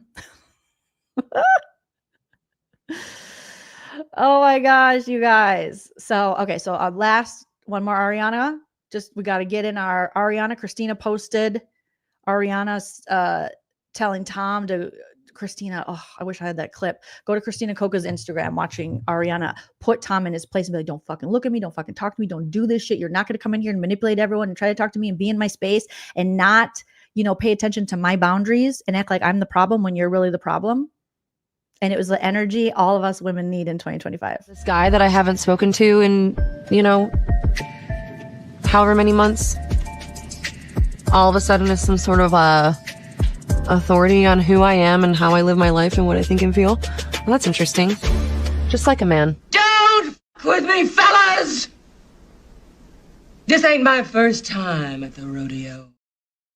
Tom is the king of mansplaining and yuck. Yeah, Regiana, Ariana. Okay, all right. I'm gonna move on from this. But I fell down a rabbit hole of watching Carolyn interviews because they're so interesting. Because I relate so much to Carolyn's past and when she tells her stories of, like it's almost like the alcoholics' greatest hits. We relive those, and she tells hers, and I'm just like, oh, been there, girl. I get it. I loved it. But then when I heard her time after time go, really, like, I was like sticking up for Tom Sandoval. I'm like, oh God, don't date him. Just stay away from him. I was like, she got lost in the sauce. And I wanted to help. But again, she's a grown woman. She can make her own decisions. And, I could be wrong. There's always that negative 1% chance that I'm wrong. I have been wrong. Never. No, I've been wrong. Not about Tom. Right, Michelle? I love that junk girl. But from one badass bitch to another, be careful. You're in danger, girl. The call's coming from inside the house. It's in Tom's house. It's in Tom. And I'll never hate Danielle Reyes as much as I hate Tom Sandoval. Okay. He gave me years and years and years. Danielle we just don't like her gameplay. Who cares? Okay. Let's talk real quick about Karen Huger, you guys. Oh my God. So it came to light by the Washington Post, I believe. And, we've talked about Karen Huger from the Real Housewives of Potomac. She had DUI, and she went to court recently for it and was pleading not guilty. I wasn't drunk. And then all of a sudden they were like, hold please. And they dropped the footage, the police camera, and she was that kind of drunk where you're like that was wasted. She crashed the car. She was like, I'm Karen Huger, and it was a mess. And then a jury saw that video as she's claiming she wasn't drunk and was like, oh, you're guilty. Well, we thought, her castmates, Robin, speaking of Traitors, who's on this past season of Traitors, she was formerly on the Real Housewives of Potomac for many years. She's an OG, and then she hasn't been on it for a few years now. But she was on many seasons with Karen, and she has a podcast with Giselle, who's still currently on the Real Housewives of Potomac.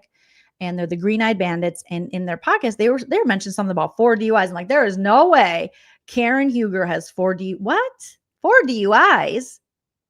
Washington Post said, yeah, she does have 4 DUIs. Shit was getting hidden. It was crazy. So now today was her sentencing. So the world was finding out. She's still trying to stand by. They're like, Karen, do you think you have a drinking problem? She's like, I don't think so. It's like, you have a drinking problem, Karen. Karen, you have a drinking and driving problem too. All right. Don't ever come at us with 4 DUIs and say, I don't think it's a problem. It's a problem. It's worse than a problem. It's the biggest problem you have. But here she goes. Going, I don't know. I'm pretty good. I'm going to go have a drink after that. No, ma'am. No, ma'am. You got to lose the sauce. You're going to kill somebody. So she was sentenced today. Karen Huger sentenced to 2 years in prison. 2 years after DUI, but will only serve 1 behind bars. That's a lot more than she thought. I know it because she did the rehab thing. They're trying to make me go to rehab right before sentencing, and after something, it's like, she's going to get help. Well, then the prosecutors were like, wait a minute, what kind of rehab is this? And then they were reporting that this might be one of those rehabs where you get massages, they bring food to your room. Are we taking this seriously, Karen? Clearly we're not. So she's going to 1 year behind bars. Will she serve the whole time? I mean, she sentenced to 2. She'll serve 1. I wonder if it's a mandatory have to serve 1, or can she be let out on good behavior? I don't know. Lawyers in the chat, judges in the chat, sound off. So the Real Housewives of Potomac star learned the fate of her ongoing legal case on Wednesday, February 26th, today. Karen Huger was back in Montgomery County Circuit Court on Wednesday, February 26th, where she was officially sentenced to 2 years in prison with 1 year suspended for her ongoing drunk driving case. The Real Housewives of Potomac star 61, dressed in all black like the Omen, And with her husband of 28 years, Ray, poor Ray, he just wants to eat soup and take a nap. And she is drunk driving all over the place. And he is like, I'm too old for this. Give me some Progresso. Is that what the soup's called? Give me some, I don't know what, I can't even name a soup right now. And put me to bed. Get a little blanket on me. Will have to serve 5 years probation. She has 30 days to appeal the judge's decision. Please don't appeal it, Karen. Please don't. You've had 4 DUIs, allegedly. That's 4 times where you're so lucky you didn't kill somebody or yourself. Do the time and go to real rehab, in my opinion. Okay. So she's got 30 days to appeal the judge's decision. Something tells me she will. And 90 days to ask the judge to reconsider his order. Please don't. While taken into custody, Huger told her husband, "You will be all right," and that God's got you, a source on the scene told People. People reached out to Huger's rep for comment. Huger was arrested in March 2024 after a single vehicle crash into a street sign 3 miles from her house. Please stop drunk driving. Please, dear God, stop punishing people for the stuff you're dealing with. You could seriously hurt somebody and take their life. Body cam footage later released from the scene showed a visibly intoxicated Huger stumbling and slurring. We watched it. We talked about it. Her words while speaking with police, the Grande Dame invoking the name of everyone from her Housewives of Boss, Andy Cohen, to deceased President Abraham Lincoln in the process, while admitting to having a couple of beers. That was some strong beer. That must have been that Canadian beer, Molson or something. Is Molson a Canadian beer? One of those. I just remember being a Minnesotan. Sometimes you get a hold of those Canadian beers back in the day. You're like, damn, what percentage is this? And it was some percent that I guess we didn't have in Minnesota. It's always very strong. Okay. And so she's slurring her words. She's like, I just had a couple beers. Just a couple beers. She was officially charged with a DUI and a DWI, negligently driving a vehicle in a careless and imprudent manner, endangering property, life, and person, as well as recklessly driving a vehicle in wanton and willful disregard for the safety of persons and property. Other charges include failure to control vehicle speed on the highway to avoid a collision, driving a vehicle in excess of reasonable and prudent speed on the highway, driving a vehicle on the highway with suspended registration, and failure to notify administration of change of address within 30 days. I mean, she was so drunk, she barfed on her own purse. They're like, ma'am, your stuff, she's like, what's on my purse? They're like, your vomit. You vomited on your purse, ma'am. In December, a jury found Huger guilty on all charges except reckless driving. Although we are disappointed in the jury's verdict, we of course respect their decision and appreciate their time hearing our case. Huger's then attorney, A. Scott Bolden, told People in an exclusive statement, at the time, we continue to reserve Mrs. Huger's right to an appeal and intend to fully pursue justice on her behalf. We appreciate your support and prayers for Mrs. Huger and her family at this time. Then in January, Huger entered into a private recovery program in Florida to, as she later explained, get to the bottom of taking antidepressants and drinking. Stop it. Stop it. Stop. Get to the bottom. Don't do it. What do you get to the bottom? This is the same Erica Jane explanation. I took antidepressants and drank for many, many years. Sometimes it just made me sick. But I don't know what is Xanax? Because if you're just taking a little Zoloft, it might give you a little tum-tum ache, might make you feel sick. But don't blame that. Please, dear Lord. Please, dear Lord, don't blame that. You drink too much, you drive in your car, you don't have a healthy relationship with alcohol. Let's move it forward a little bit here. She was going to get to the bottom of it by drinking more and taking more antidepressants. I don't know how you get to the bottom of that. The visit meant that she couldn't attend the taping of the Real Housewives of Season 9 reunion. Very convenient as well. When you just get arrested for a very public DUI in which the body cam footage comes out all of a sudden, you're like, can't go to the reunion. Sorry. And had to have her sentencing pushed back while she also replaced her legal team because it couldn't be her. Again, it couldn't be her. It has to be this shitty legal team. It's not me and my drunk driving, my continued alleged drunk driving. It's not me. It's probably the antidepressants. It's probably the type of beer. It's probably the legal team. Girl. Like Carolyn would say, girl, it's you. It's you. Hi, you're the it's okay. Welcome to the club. Hi. Yes. I'm not only the president, but I'm also a client. We got to get true with ourselves. Surprisingly, Huger did appear at the reunion in the form of 2 videos. This is one of them. That's not proving the case that you're not drunk. Okay. And one taken the day of sentencing and another after she had made the decision to enter rehab. The first video featured Huger getting candid about her relationship with alcohol, insisting she doesn't have an issue. Well, we do. We have an issue with you driving on the streets to the point where you get caught 4 times. And that doesn't count all the times you were driving allegedly and probably didn't get caught. So you might not think you have an issue, but we think so. We think so. It's a public issue now because you've been on the roads. If you're just getting drunk in your house, okay, what else? But now you're driving. Dangerous. Okay. So she said she doesn't have an issue, guys. Don't worry. Totally normal. I'm not an alcoholic. Let's be clear, she said, before telling her fans, do as I say, not as I do. Please don't do as Karen Huger says. As someone who was a huge Karen Huger fan, like huge, like Karen Huger was my favorite Potomac housewife, probably in my top 5 housewife favorites, definitely top 10. This has changed. I've just been like, girl, please, I have empathy for the struggle, for the addiction and the disease of it all. But girl, comes a time where, hi, my name is Karen Huger. I'm an alcoholic. Okay. So she said, let's be clear. I'm not an alcoholic. Okay. Asked about her reaction to the verdict being read, Huger recalled, my heart dropped. This is very frightening, but I accept full responsibility for everything that went on with my car accident. Not really, because when you're in trial, you were blaming everyone and everything other than you just being drunk. And then the body cam footage, which I'm sure it's weird. We talked about this when we were covering it, that her lawyer would have saw this in Discovery, that it was coming, just like Karen was in Discovery with her brands and her products.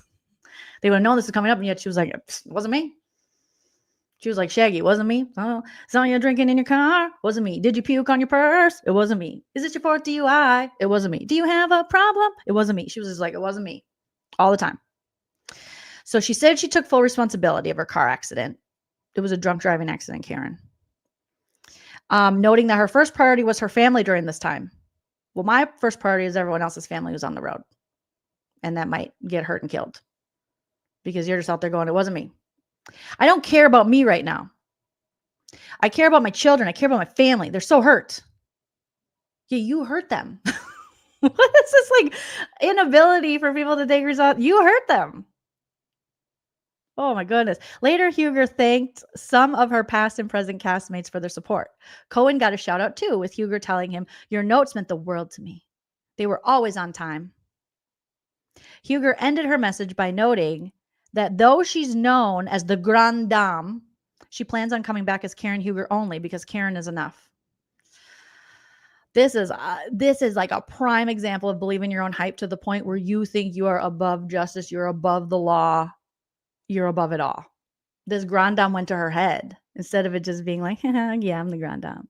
She was like, I'm the Grande Dame. Her words brought co-star Giselle Bryant to tears. She said, that is my friend. I've heard too many things to count of Karen doing kind of reckless things. My prayer has always been she needs to get some help. And I think Giselle had talked about this previously on Potomac. And even I was like, what? I barely see Karen drinking on the show. Oh, she was good. She was like a Joleen alcoholic, where people were like, toward the end of my active addiction, I was like, I didn't drink at shows. I never really mixed those two things. But when I got home, ooh, baby. Another level. So people were like, I don't even think you drink that much. It's like, that you see. That you see. So that could be. I saw her drunk a couple times on the show. But Giselle had called it out. And not in a shady way and not to tear her down as a person. She's a beautiful person. So this makes me feel like, oh, she really realizes this is it. Does she? Does she? Earlier this month, Huger's new attorney, David Martella, opened up to the Washington Post about the profound impact this has had on Huger, noting the trial itself was a wake-up call. She was shocked with embarrassment.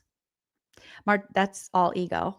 Martella said, noting this since her return from her 28-day treatment center, Huger has been active in Alcoholics Anonymous. That's good, Karen. Get it, Karen. Get it, girl.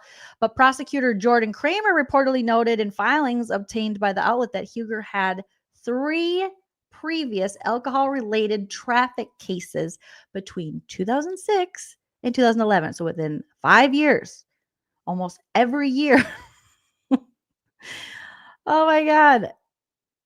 Okay, between 2006 and 2011, including one in which she was found guilty for driving while impaired and another in which she was found guilty for driving under the influence. How many times? How many times? Oh my gosh. So apparently, she'll, as of now, serve this year in prison. However, she still has time to appeal and also time to ask the judge for leniency and to reconsider. This would be if it was your first time, maybe, yes. Your fourth? No. Kara says, why did she drive drunk 3 times before? Excuses. The delusion, silly goose says. Michelle says she's lucky she didn't kill anyone and end up in jail for vehicular homicide. And it wouldn't just be the jail time. It would be the fact that you had to live the rest of your life doing that. 4 times, yes, dreadful. That's insane. And the fact that that is how strong, I think it's a combination of how strong the disease of addiction is and also how strong the delusion and celebrity is within so many people to believe their own hype, that they're above the law. Kara says, ma'am, we saw the video. We did see the video. Steven says, oh, she got the drunk sailor effect like Sonia Morgan had. The drunk sailor effect. Yeah, if you're mixing Xanny, Klonopins, alcohol, you're looking for a blackout time. But if you're mixing like antidepressants like Zoloft, Prestique, I mean, I'm not a medical professional here, but I know that you're not supposed to mix the two. They do tell you that. But I thought that was mostly because alcohol in itself is a depressant. And if you're already taking antidepressants, it kind of, works against each other. So yeah, the antidepressant nonsense, please stop. Please stop. Please stop. And I agree. At this point, when you're at that stage, I think she needs real help and to really accept that there's an issue there, a big problem there. And I do think the more you let people slide, all these 3 times before she was able to get off, so you really don't learn anything. And, you could argue even if she did get jail time the first time or the second time, that doesn't mean she was going to stop doing it. But I think that when you know that there are stakes, when you know that there are repercussions and there are punishments, I think just inherently in us, we're less likely to keep repeating that because we're like, I don't want to do that again. I mean, some people still do. But I think it's far worse and it's far more likely they're going to keep doing it if they never have any real repercussions and they're able to lie to themselves and other people are kind of enabling that behavior by not having any consequences. JW said most of her family showed up. However, her daughter, Raven, was surprisingly absent from the sentencing. No word on if Blue Eyes was there. Not Blue Eyes. I feel bad for her kids and her family because this is the last thing they want for her. And they probably, they know. Families know. If you have alcoholism in your family, it's still one of those things that is a very guarded secret within families. There's a lot of shame around it. There's a lot of secretism. There's a lot of protecting the addicts. It cycles. Yeah. So if she is like serious about sobriety, that would be amazing. And if her family, I would 100% recommend Al-Anon. I think that could be very helpful to them, but I don't know what they're going to do. Yeah. How did she not lose her license? Yeah, that's a good point. Dreadful. Chickenhead PK Dorkface Neely says, when you get to 4, it turns into a felony and equals prison. Prison. So Karen, I'm sending you clarity, good vibes that you get smart to yourself. Like my grandpa used to say, get honest with yourself and see that there's a problem there and realize how lucky you truly are. That, like people are saying in the chat, that you could have really, you could have killed somebody. And for what? Call an Uber. Call a car. You're rich. What's going on? Why is the grand dame driving herself? And if you continually make this decision to drive yourself while you're under the influence, then you're not good under the influence. You're making really bad decisions that not only impact you, but impact other people. So, well, we'll stay up to date. We'll see what's going on. If Carolyn, I'd really hope she doesn't try to get out of this or get a lesser sentence or go, I'm firing my legal team again. Baby girl, it's you. Hi, you're the problem. It's you. Boom. All right. Now, yesterday, we talked about this crazy boy meets drama, boy meets world drama with Danielle Fishel and Maitland Ward. Maitland came on the podcast Pod Meets World, where Danielle, Will, and what's his name? I always forget everyone's name, but 3 of the former stars of Boy Meets World have a podcast where they break down the episodes. We've seen this happen time and time again of so many shows, so many of our beloved shows where the cast gets together, rewatches, and then breaks it all down. And it's hosted by Danielle Fishel, who was Topanga, Will Frito, who played Corey's brother, and then Ryder Strong, who played Corey, who starred, Ben Savage's character, his bestest friend. They had Maitland Ward on, and if you missed it yesterday, we listened to that part of the podcast, and Maitland comes on, and Danielle questions her about, do you hate us? Why do you talk to TMZ about us? Why didn't you want to talk to me on the phone? And Maitland says, you unfriended me on Facebook years ago. I tried to message you. I think you saw the message. And Danielle was like, I didn't see the message. And Maitland was like, I think you saw the message. And Danielle was like, I'm pretty sure I didn't see the message.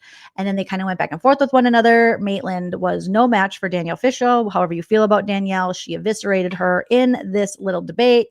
And Maitland had allegedly told Will, one of the hosts, that she didn't want to talk to Danielle offline or, not before the podcast about this little mix up or whatever's going on about the unfriending on Facebook, but instead we'll save it for the podcast because she alluded to that it would be good for ratings and would, quote unquote, according to them, rock the stats.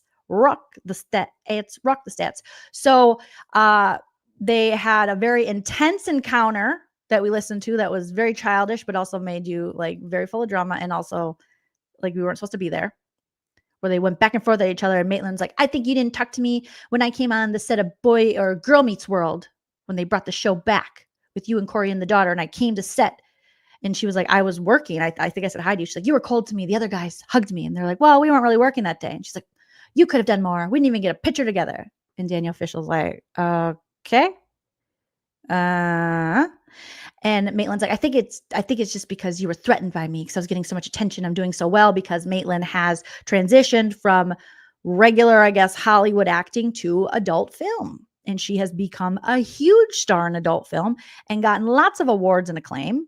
And it seems like she has a little bit of a chip on her shoulder because she feels as though she's being judged for that. So she wants to be like, I am doing really, yeah. And she said, the adult film industry has treated her far better than Hollywood ever did, which is a true sentiment to how Hollywood treats people. Not well, bitch, in the words of Dorinda Medley. So the fact that Maitland's like, yeah, and the porn industry treats me better.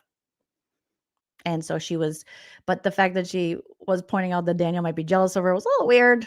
Danielle's like, what? No, I wasn't judging you and not jealous of you. I did the cover of Maxim in 2014. And then I realized like that kind of stuff just wasn't for me, but that's for you. And that's great. And so they were going back and forth. Immediately after that podcast episode comes out, everyone's talking about it. This drama between Maitland and Danielle Fishel, and Danielle's evisceration of Maitland. Maitland then goes to where? TMZ, the one place that Danielle was calling her out for going, why do you go to TMZ all the time to talk ish on us? She's like, they come to me. She's like, where are they finding you? And she went to TMZ. She went back to TMZ, you guys. And it's like, so immediately after this podcast episode came out, people were talking about it. She goes to TMZ, and according to TMZ, she's spilling the beans on her clash with Boy Meets World co-star Danielle Fishel. Now that she's caught her breath, and she's telling us she definitely didn't expect to be cornered like that. Here's what I don't like, Maitland. Why are we playing the victim here? You and Danielle both, if you were upset that she unfriended you on Facebook, which is okay, interesting, but okay. You allegedly told them you wanted to talk about on the podcast. They talked about on the podcast. You and Danielle had a back and forth. Danielle just seemed to be better at the back and forth. She might be rude to you and all the things, but now she's acting like, I can't believe they did this to me. You said you wanted to, according to them and according to yourself, you said you wanted to go on the podcast and talk about it there and it'd be better there. Because it didn't go the way you wanted it to. Now you're somehow the victim. It's too much. Let's listen, you guys. Give me a thumbs up in the chat as soon as you can hear the audio for this. But this drama is so ridiculous. Let's take a listen. Okay, hold on. Let's see. I hate hope. I really wasn't expecting to hear from her after such a contentious, show and everything. I really was expecting to hear from Will, since I have been friends with him over the years. So I think it's the most disappointing with him because I feel like he kind of led me to the slaughter, so to speak, since he was my friend. And but I don't know. Right now I don't have any ill will towards her at all, and I never did. I actually wish her the best. I sent her always nothing but love, and I always have. And I feel like a lot of times she's just sent me back toxicity in return. Right before the show, we had nothing but like just professional, nice conversation. It's going to be fun. The fans are going to love it. We really want you to come on. Your season has come on. And I was like, okay, great. We did it. There was no like saying, I'm going to come on and, get all the attention or whatever. And so we did it. But I really feel like Danielle wanted this moment for me to like kind of trap me and make me listen and make the fans listen to what, her piece of the story. And it wasn't coming from a place of let's talk and let's, hash it out and forgive each other and apologize on both sides. It was more about, I finally got this bitch right here and I'm going to give it to her, I don't care like what the circumstances are. When you invite a guest on the show, on any show, if I invited a guest into my house, I would at least be, and they come into my house friendly, I'm not going to like attack them when I'm sitting there. It was like all of a sudden she turned into Regina George. Like I was like, what is going on? It was like if you sit there and I'm talking to you like this and I'm like, do you hate me? Like it was so crazy. The whole timeline was so like hurtful and just shocking to me because she was trying to explain why she didn't have to be nice to me at the Girl Meets World set because she was busy and we hadn't talked in so long. We weren't even friends. Why would she be nice to me? And then she goes on to say, basically, I dumped you on Facebook accidentally. I didn't even know. You didn't even mean enough for me to know to dump you. It was part of some glitch or garbage dump. Your letter ended up in the garbage of my Facebook. It's like, and then she insinuated that I invited her to my wedding for some sinister purpose. I don't regret it for my fans because I know the fans really wanted me to come on the show and they wanted to hear, me talk about my career now and my life and everything. And the fans mean everything to me. And so I didn't, and I was actually looking forward to, catching up with old friends. I thought bygones were going to be bygones. I really thought we were just going to be like, forget all the old stuff. I sure will speak again. I mean, the truth of the matter is Boy Meets World, it was such a special time. I'm so fortunate to have been a part of that and to have, started my fan base with that. We're always going to be connected. Everybody up for that show is going to be connected. We don't stand anywhere because I haven't heard from anyone after the show. Who is she? Who is she? Who is she? Where did you find her? So Maitland, who was on Boy Meets World, the college years, I should say, immediately ran to TMZ to be like, Danielle Fishel's like Regina George. Nobody reached out to me. If you have a podcast, here's how you should have talked to me. You don't get to decide how they talk to you on their podcast. Who told you this? Who told you that when you get to decide how the argument goes? Right? Like, what? This lady is weird. I'm sorry. I was wanting to give her the benefit of the doubt and really be like, oh, okay. Because it's true. Danielle could have been a jerk to her, sure. But the way she's like handling this now, maybe she did unfriend you. And I kind of wish Danielle, just aka Topanga, would have been like, I did unfriend you. And here's why. All of this is why I unfriended you. And it sounds like something that has been living in her head for a long time. And you wanted to talk about this on the podcast, where Danielle wanted to call you on the phone and talk about this privately, and you didn't want to do that. You said it would be rock the stats, rock the statties, rock. And you got what you wanted, but you didn't quite get what you wanted because Danielle, she eviscerated you in that argument. And you were like, I just don't. I don't know.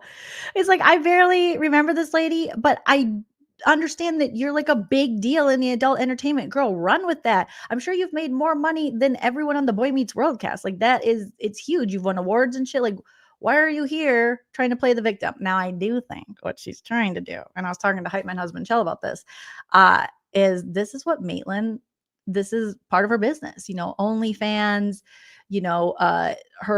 she's needs to market herself. She always needs to find herself, in like the news and trending topics, to find new fans to come over to her, so this kind of relevancy and chasing it.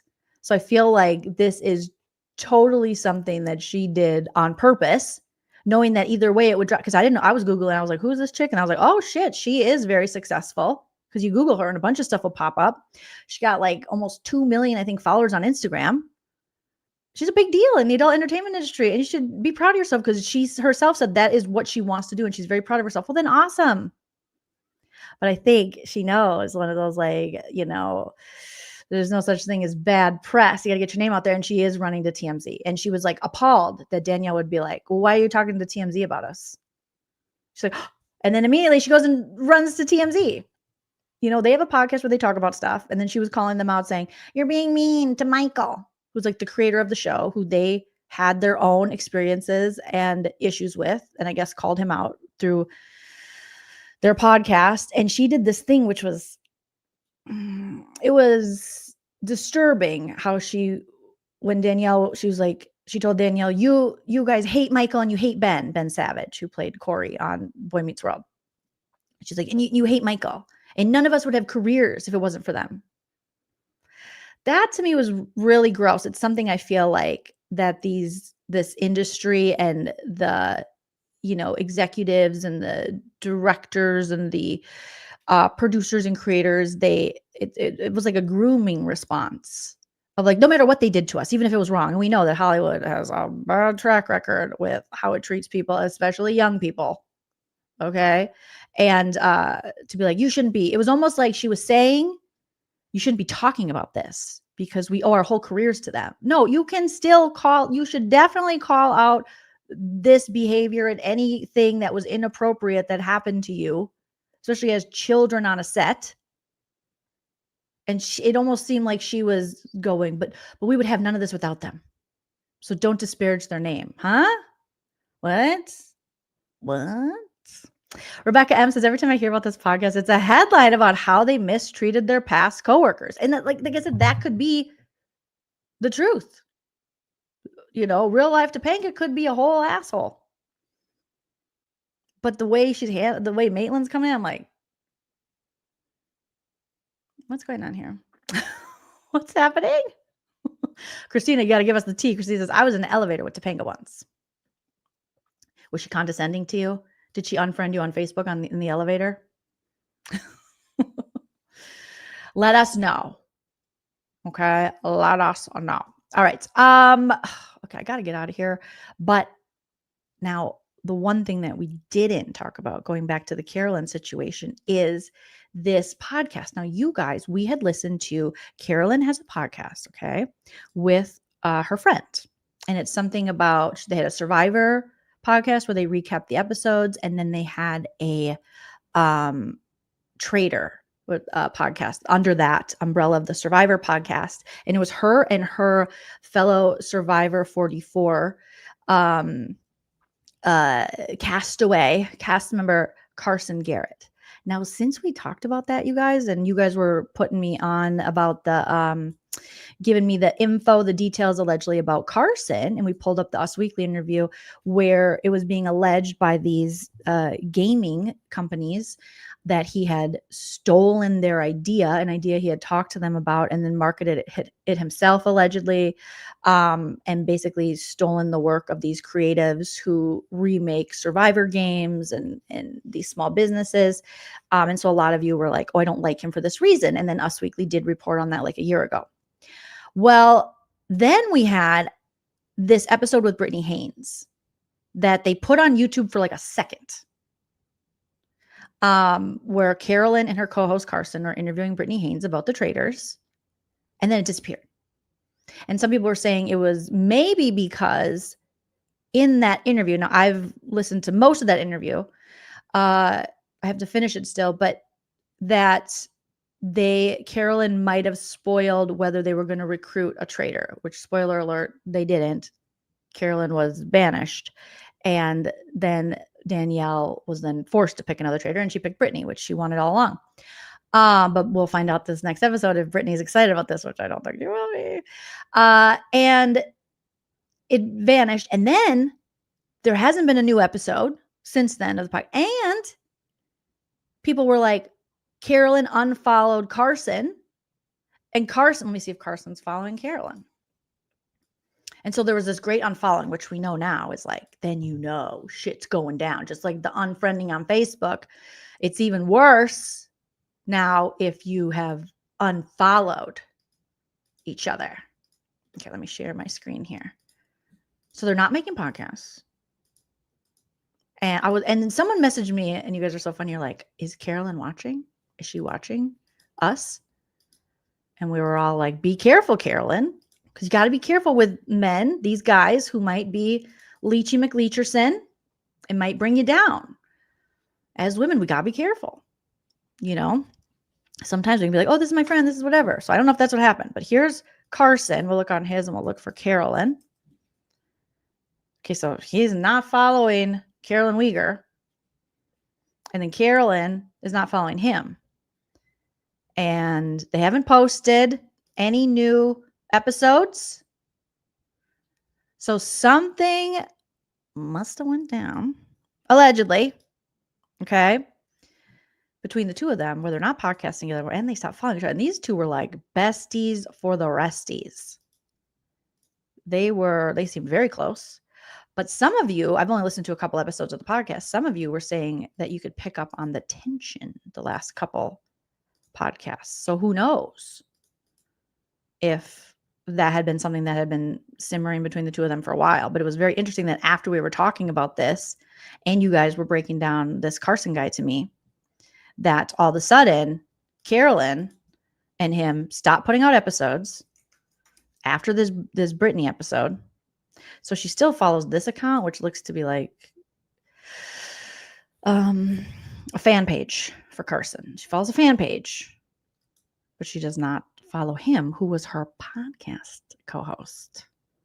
And they took the video. Now you can still listen to the audio version of Brittany Haynes' episode, because I was listening to that on Apple Podcasts, but you cannot find the YouTube. And let's just look at their YouTube channel here and see if they have posted anything since, because I don't think they have, you guys.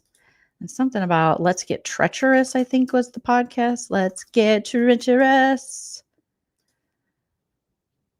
Okay, so there's their channel. No, don't call all aspiring nurses right now. Okay, let me close that. The ads, Jolene. All right, let me share this. So stop that. We'll share. We're just doing some investigative journalism. Sounds so stupid. Okay. Let's get treacherous. Let's do it. So here is their page, their YouTube channel. Okay. There's her and Carson and their videos. Let's look at their videos. So the last video, they took the Brittany one down. The last one they have before that is episode 7 from 2 weeks ago, then 3 weeks ago. So they were putting them out every week. And then they had covered Survivor. And now I don't know, guys, what's going on, but maybe who ended the friendship? If the friendship is ended, what actually happened? But like I said, some were saying you could pick up on the tension, and some people were saying in the Britney episode that they took off YouTube, you could pick up on tension. And it was harder for me because I'm listening to the audio, and I think if we can see them, when they put out the video version, it's a little bit, it's a little easier to tell. So, let's see what you guys are saying in the chat. Jay Eats says Carolyn was disrespectful to Carson. She even had to apologize on it. No way. Carolyn uses her emotions as a weapon. Oh. Interesting. I don't know if I've ever seen her use her emotions as a weapon, but I do know that, just as a neurodivergent person, there are times where, we might get emotional and then have to go, oh, just like a lot of, I guess, like any human too. And Brittany did seem pissed at Danielle in the interview. So it was like basically Brittany saying she went into this knowing that Danielle was mad at her still from reindeer games, which she thought was so stupid, and that she had to play the game and play nice with her because this was before they selected traitors. And she's like, maybe she was going to be selected as a traitor. So that, I don't think that's any indication that she knew at that time. Obviously they hadn't picked traitors, but Brittany's just playing this from a gamer perspective. Like, you can't come in there with big chips on your shoulder, even if you do have drama with someone, because they could be a traitor and then they're going to murder you first chance they get if you're not playing nice with them. So Dreadful said they also spoiled Wes being on the show before it started airing. They even said in a podcast that they needed to delete that part, but they didn't. Oh my God, Carolyn, this is so messy. Graphic says the few episodes I saw of this podcast, it always seemed like Carson was trying to get Carolyn to spoil stuff from and maybe she caught on to that and was like, I ain't doing that anymore. I ain't doing that. Oh. Shan says, I've been offline for a bit. Has Joleen clocked that Caroline looks like, yes, Kim Zolciak and Jenny McCarthy Wahlberg had a bit. Oh, I didn't do the Jenny McCarthy, but Kim Zolciak, 100%. Joleen, everything can't be someone else's pertaining to Carolyn. She uses her emotions as a weapon. I mean, I'm not going to disagree with you because you're, you know what I mean? You have the right to that opinion. And maybe I am being overly protective of Carolyn. I don't know. I think Christina says, I think the issue is that spoilers kept slipping out probably, but then they unfollow each other. Oh, then maybe she was like, girl, I can't do this anymore. I can't be on the project with you, girl, because girl stuff keeps slipping. I'm getting in trouble. And he's like, you're going to just leave me high and dry? He said, don't leave me high. That's how Tom Sandoval sings. If you want to go to his concert, just listen to my shitty singing. Don't leave me high. That's as good as it's going to get if you want to go. So maybe he was mad about that. And then she's like, girl, I'm under contract. I got an NDA. I can't, girl, I can't do that. It's like Bob the drag queen doesn't do that. I'm not going to do that. Girl. So maybe that could be. And then they unfollowed each other. Graphic says Carolyn said on Ryan Bailey's show that she would like, yes, I saw that, something with Jason, the show she was a guest on. Yeah, Jason's show in Minneapolis. Dreadful says, I just always thought that was their dynamic. He always defended her about being rude, about the being rude stuff. I personally didn't pick up on that way too often. I haven't watched their season together of Survivor 44, so I don't know the dynamics of their friendship. Pop Culture says she was very combative on Ryan's pod. I felt, and that's what I was talking about earlier, is when Ryan was giving her a very, obviously subjective because it's his experience, but I feel like Carolyn wants to really believe that Tom Sandoval is somehow a victim and being bullied, and she was helping him be heard, and that he's getting a bad edit and he's getting taken advantage of. And Ryan Bailey very nicely was like, because she's like, well, do you know him? Like, sort of thing. And he's like, yes, I know him. I've met him. I've interviewed him. I was friendly. Like, I've covered the show for 10 years. So it's like me going in, and it's almost like me trying to give some insight into Survivor 44. And I've never watched it before. I've watched Survivor, but she had never even watched Vanderpump Rules and she didn't know really what went down. She was just taking his word for it. And the problem is when you take liars' words for it, you're always going to be on the wrong side of history. And you're always going to be, people are always going to be questioning you. She's like, who told you that? A liar? Did Tom Sandoval tell you that? Because he lies. And so I felt like if Carolyn could have listened to what Ryan was saying, like Tom has never been a victim. He would like to be a victim. He has never been bullied. He has only made people victims by his behavior and bullied people. So he's not this like Tom's little quirky weirdness isn't like Carolyn's. Tom's is performative.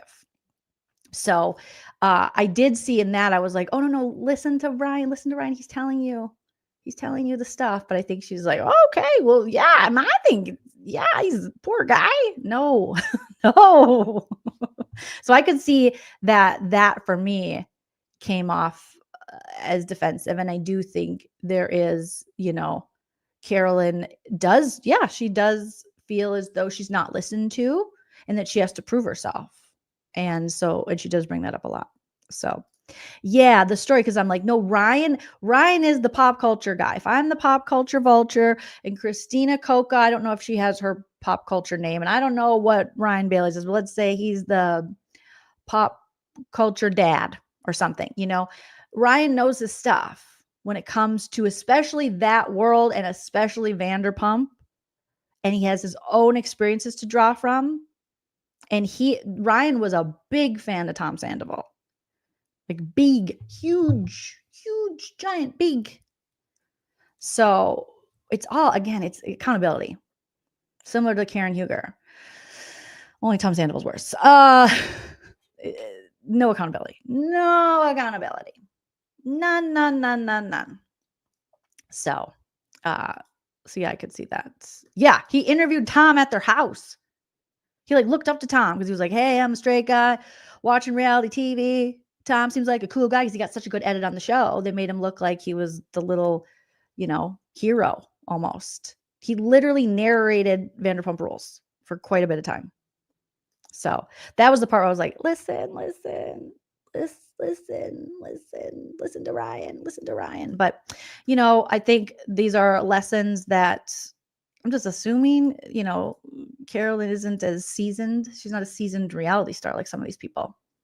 So just be careful, girl. We're both from Minnesota. We're both smart. We're both intuitive. I get it. But these people, they are playing a game. Not only traders, but like the reality TV. And Brittany Haynes was talking about that. Brittany Haynes on her podcast with Carolyn was like, a lot of these people, they're very LA. Brittany's like, I'm a freaking mom of 3. I love Brittany so much. Brittany's like, I'm a freaking mom of 3 from Oklahoma. So I'm introduced these people. Some of these people don't know who the fuck I am. And they're just like, oh, she can't do anything for me because Brittany's like, hi, I'm a mom of 3 from Oklahoma. And that is so true about a lot of how people work in LA. And Christina can probably attest to this, is that's one of the things I didn't like about LA.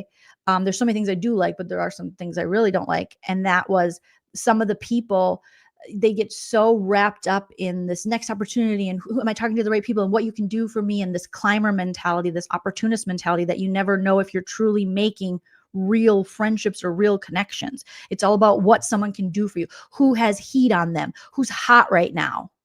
You know what I mean? Like if you, like just recently, a friend texted me and was like, Joleen, you're on this comedians, top 25 comedians to watch or something. And I was like, what? Because I barely make the cool kids comedian list and they're all over the place. And I don't know who wrote it and I don't know anything about it.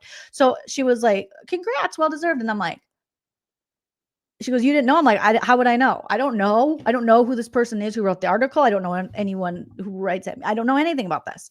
So, but that kind of thing, LA people are like, oh, I've got a couple follows from people who never followed me before that I might have done shows with, might know who I am, but I wasn't follow worthy until you're on some list, until some random person deems you like, watchable, follow. But it's very LA. Like that's how it is. So Carolyn's star is on the rise. So you're going to have a lot of people clinging and are not always going to be the best people. And that's the thing that you have to navigate within that world. And that's something Brittany was talking about. Like, I'm just a mom of 3. So they didn't, whatever, don't know who I am. And she's like, we're like real people with real jobs. And Carolyn's like, what? I don't really have a real job. She's like, but you're a real person. You're a mom. You live in Minnesota. You play knee hockey with your son. We see it on your thing. Like, you're a real person. And she's like, oh, yeah, yeah. So it's like, you got to be careful. There's some people that are just literally, we call them climbers.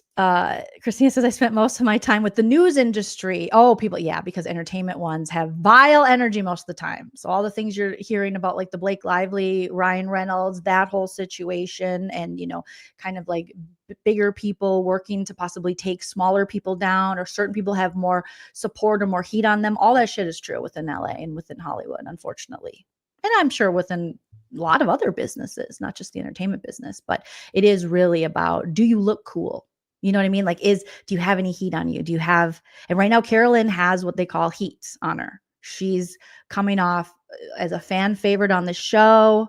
She's going to be presented with a lot of opportunities. It's just, hopefully she has some like really great people working with her that guide her in a direction that's best for her, and not leeches who are going to succubus on her and pull her down and just, not really understand her or where she wants to go, but just want to ride on her coattails, her fame, and kind of use that. If that makes any sense, hopefully.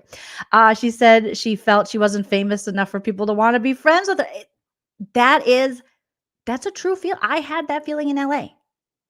No matter how nice you are, well you do, or like, let's say at like stand-up shows and stuff, it just wasn't about that. Sometimes it was about, well, I don't know her. What has she done? What are her, people want to know your credits before they know you as a person. Because they're like, do I waste my time? Because it's like you got to get there. They're looking at, you got to get to the end.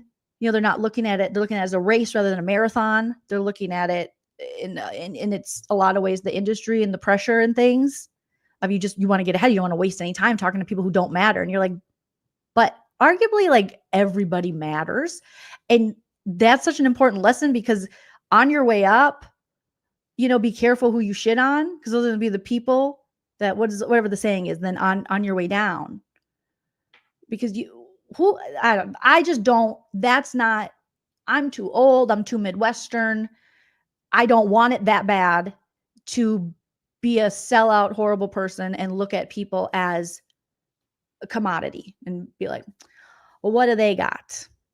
I really, at times was like, I get where Carolyn's coming from. I would think I was making genuine friends. Like, they're my friends. And I'm like, oh, fuck, bitch. No, don't be dumb. That is not your friend. That is not your friend.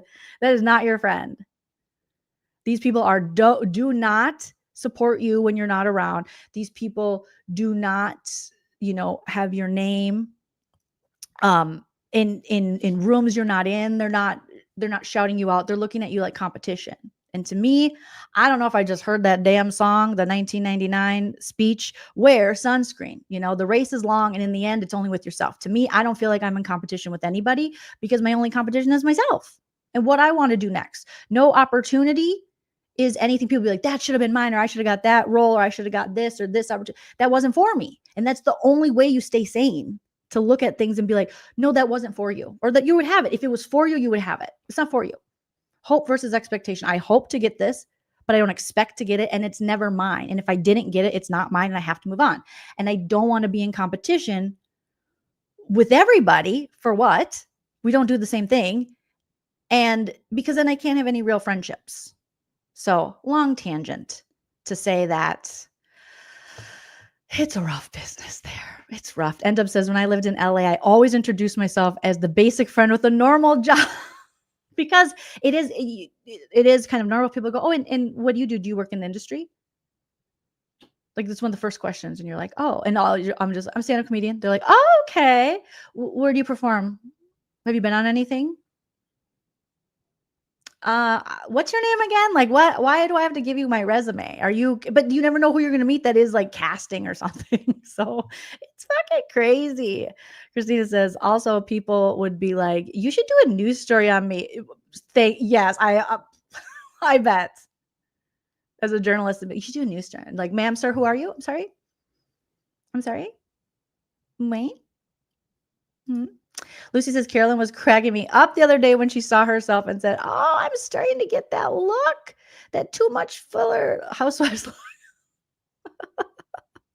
Yeah, community over competition, because I always felt like you would hear like about certain celebrities, like you always hear about Adam Sandler, and he would always give his friends opportunities. And then you hear like Amy Schumer was good for that as well. And that's like the kind of, and I know there's other people that did that too. But those are two off the top of my head that I wanted to be like. I wanted like real friendships and stuff. And you want to not be in competition with your friends, not, you know, shit on your friends, run over your friends to get ahead. I think that it's your own journey, it's your own path. And then your friends, the people that you care about, the people that you like working with, you bring them along with you. If you get opportunities, you're like, fuck, I'll throw your name out there. You know, if I get a good manager or a good agent, you're looking for one, I'm gonna throw your name out there. Be like, hey, my friend, blah, blah, blah. But I had many a friend who would not do the same for me. People that I would recommend I would do. And I was like, why? That never made any sense to me. It can be a real mind fuck, especially as a sober person too. You're just like, I see why these people drink and stuff, because you just don't. It's almost like an episode of Traders 24/7. You don't know who's stabbing you in the back, who's going to murder you, who's your real friend, who's really talking shit on you, who's saying good things when you're not around, who's saying bad things. You know, you don't want to be too good at what you do, because then you could be hated for that. You don't want to be too bad at what you do, because then you can be disregarded for that. You don't want to be too in the middle of what you do, because then you're never recognized for anything. It's really friggin', it's crazy. And anyone that's lived in LA, you know that. Yeah. Tracy said, that being said, I left LA in you left LA in 2012. Tracy said, well, there's a difference between, yes, LA, yes, this is Hollywood. This is Hollywood people, and people, that was the thing. And we talked about like with the fires and stuff, and people, they were so gross about the fires, but they were just like, the Hollywood people, they deserve. No, most of the people there, and so many, we know with the wildfire, so many people affected, you know, had nothing to do with Hollywood, nor did Hollywood people deserve to have their homes burned down. Like, that's crazy talk. But there's so many people. LA itself as a city is a beautiful, wonderful, thriving city with it's the people like me and all the others who move from everywhere in the country who go there to be like, I'm going to be famous, who the fuck it up.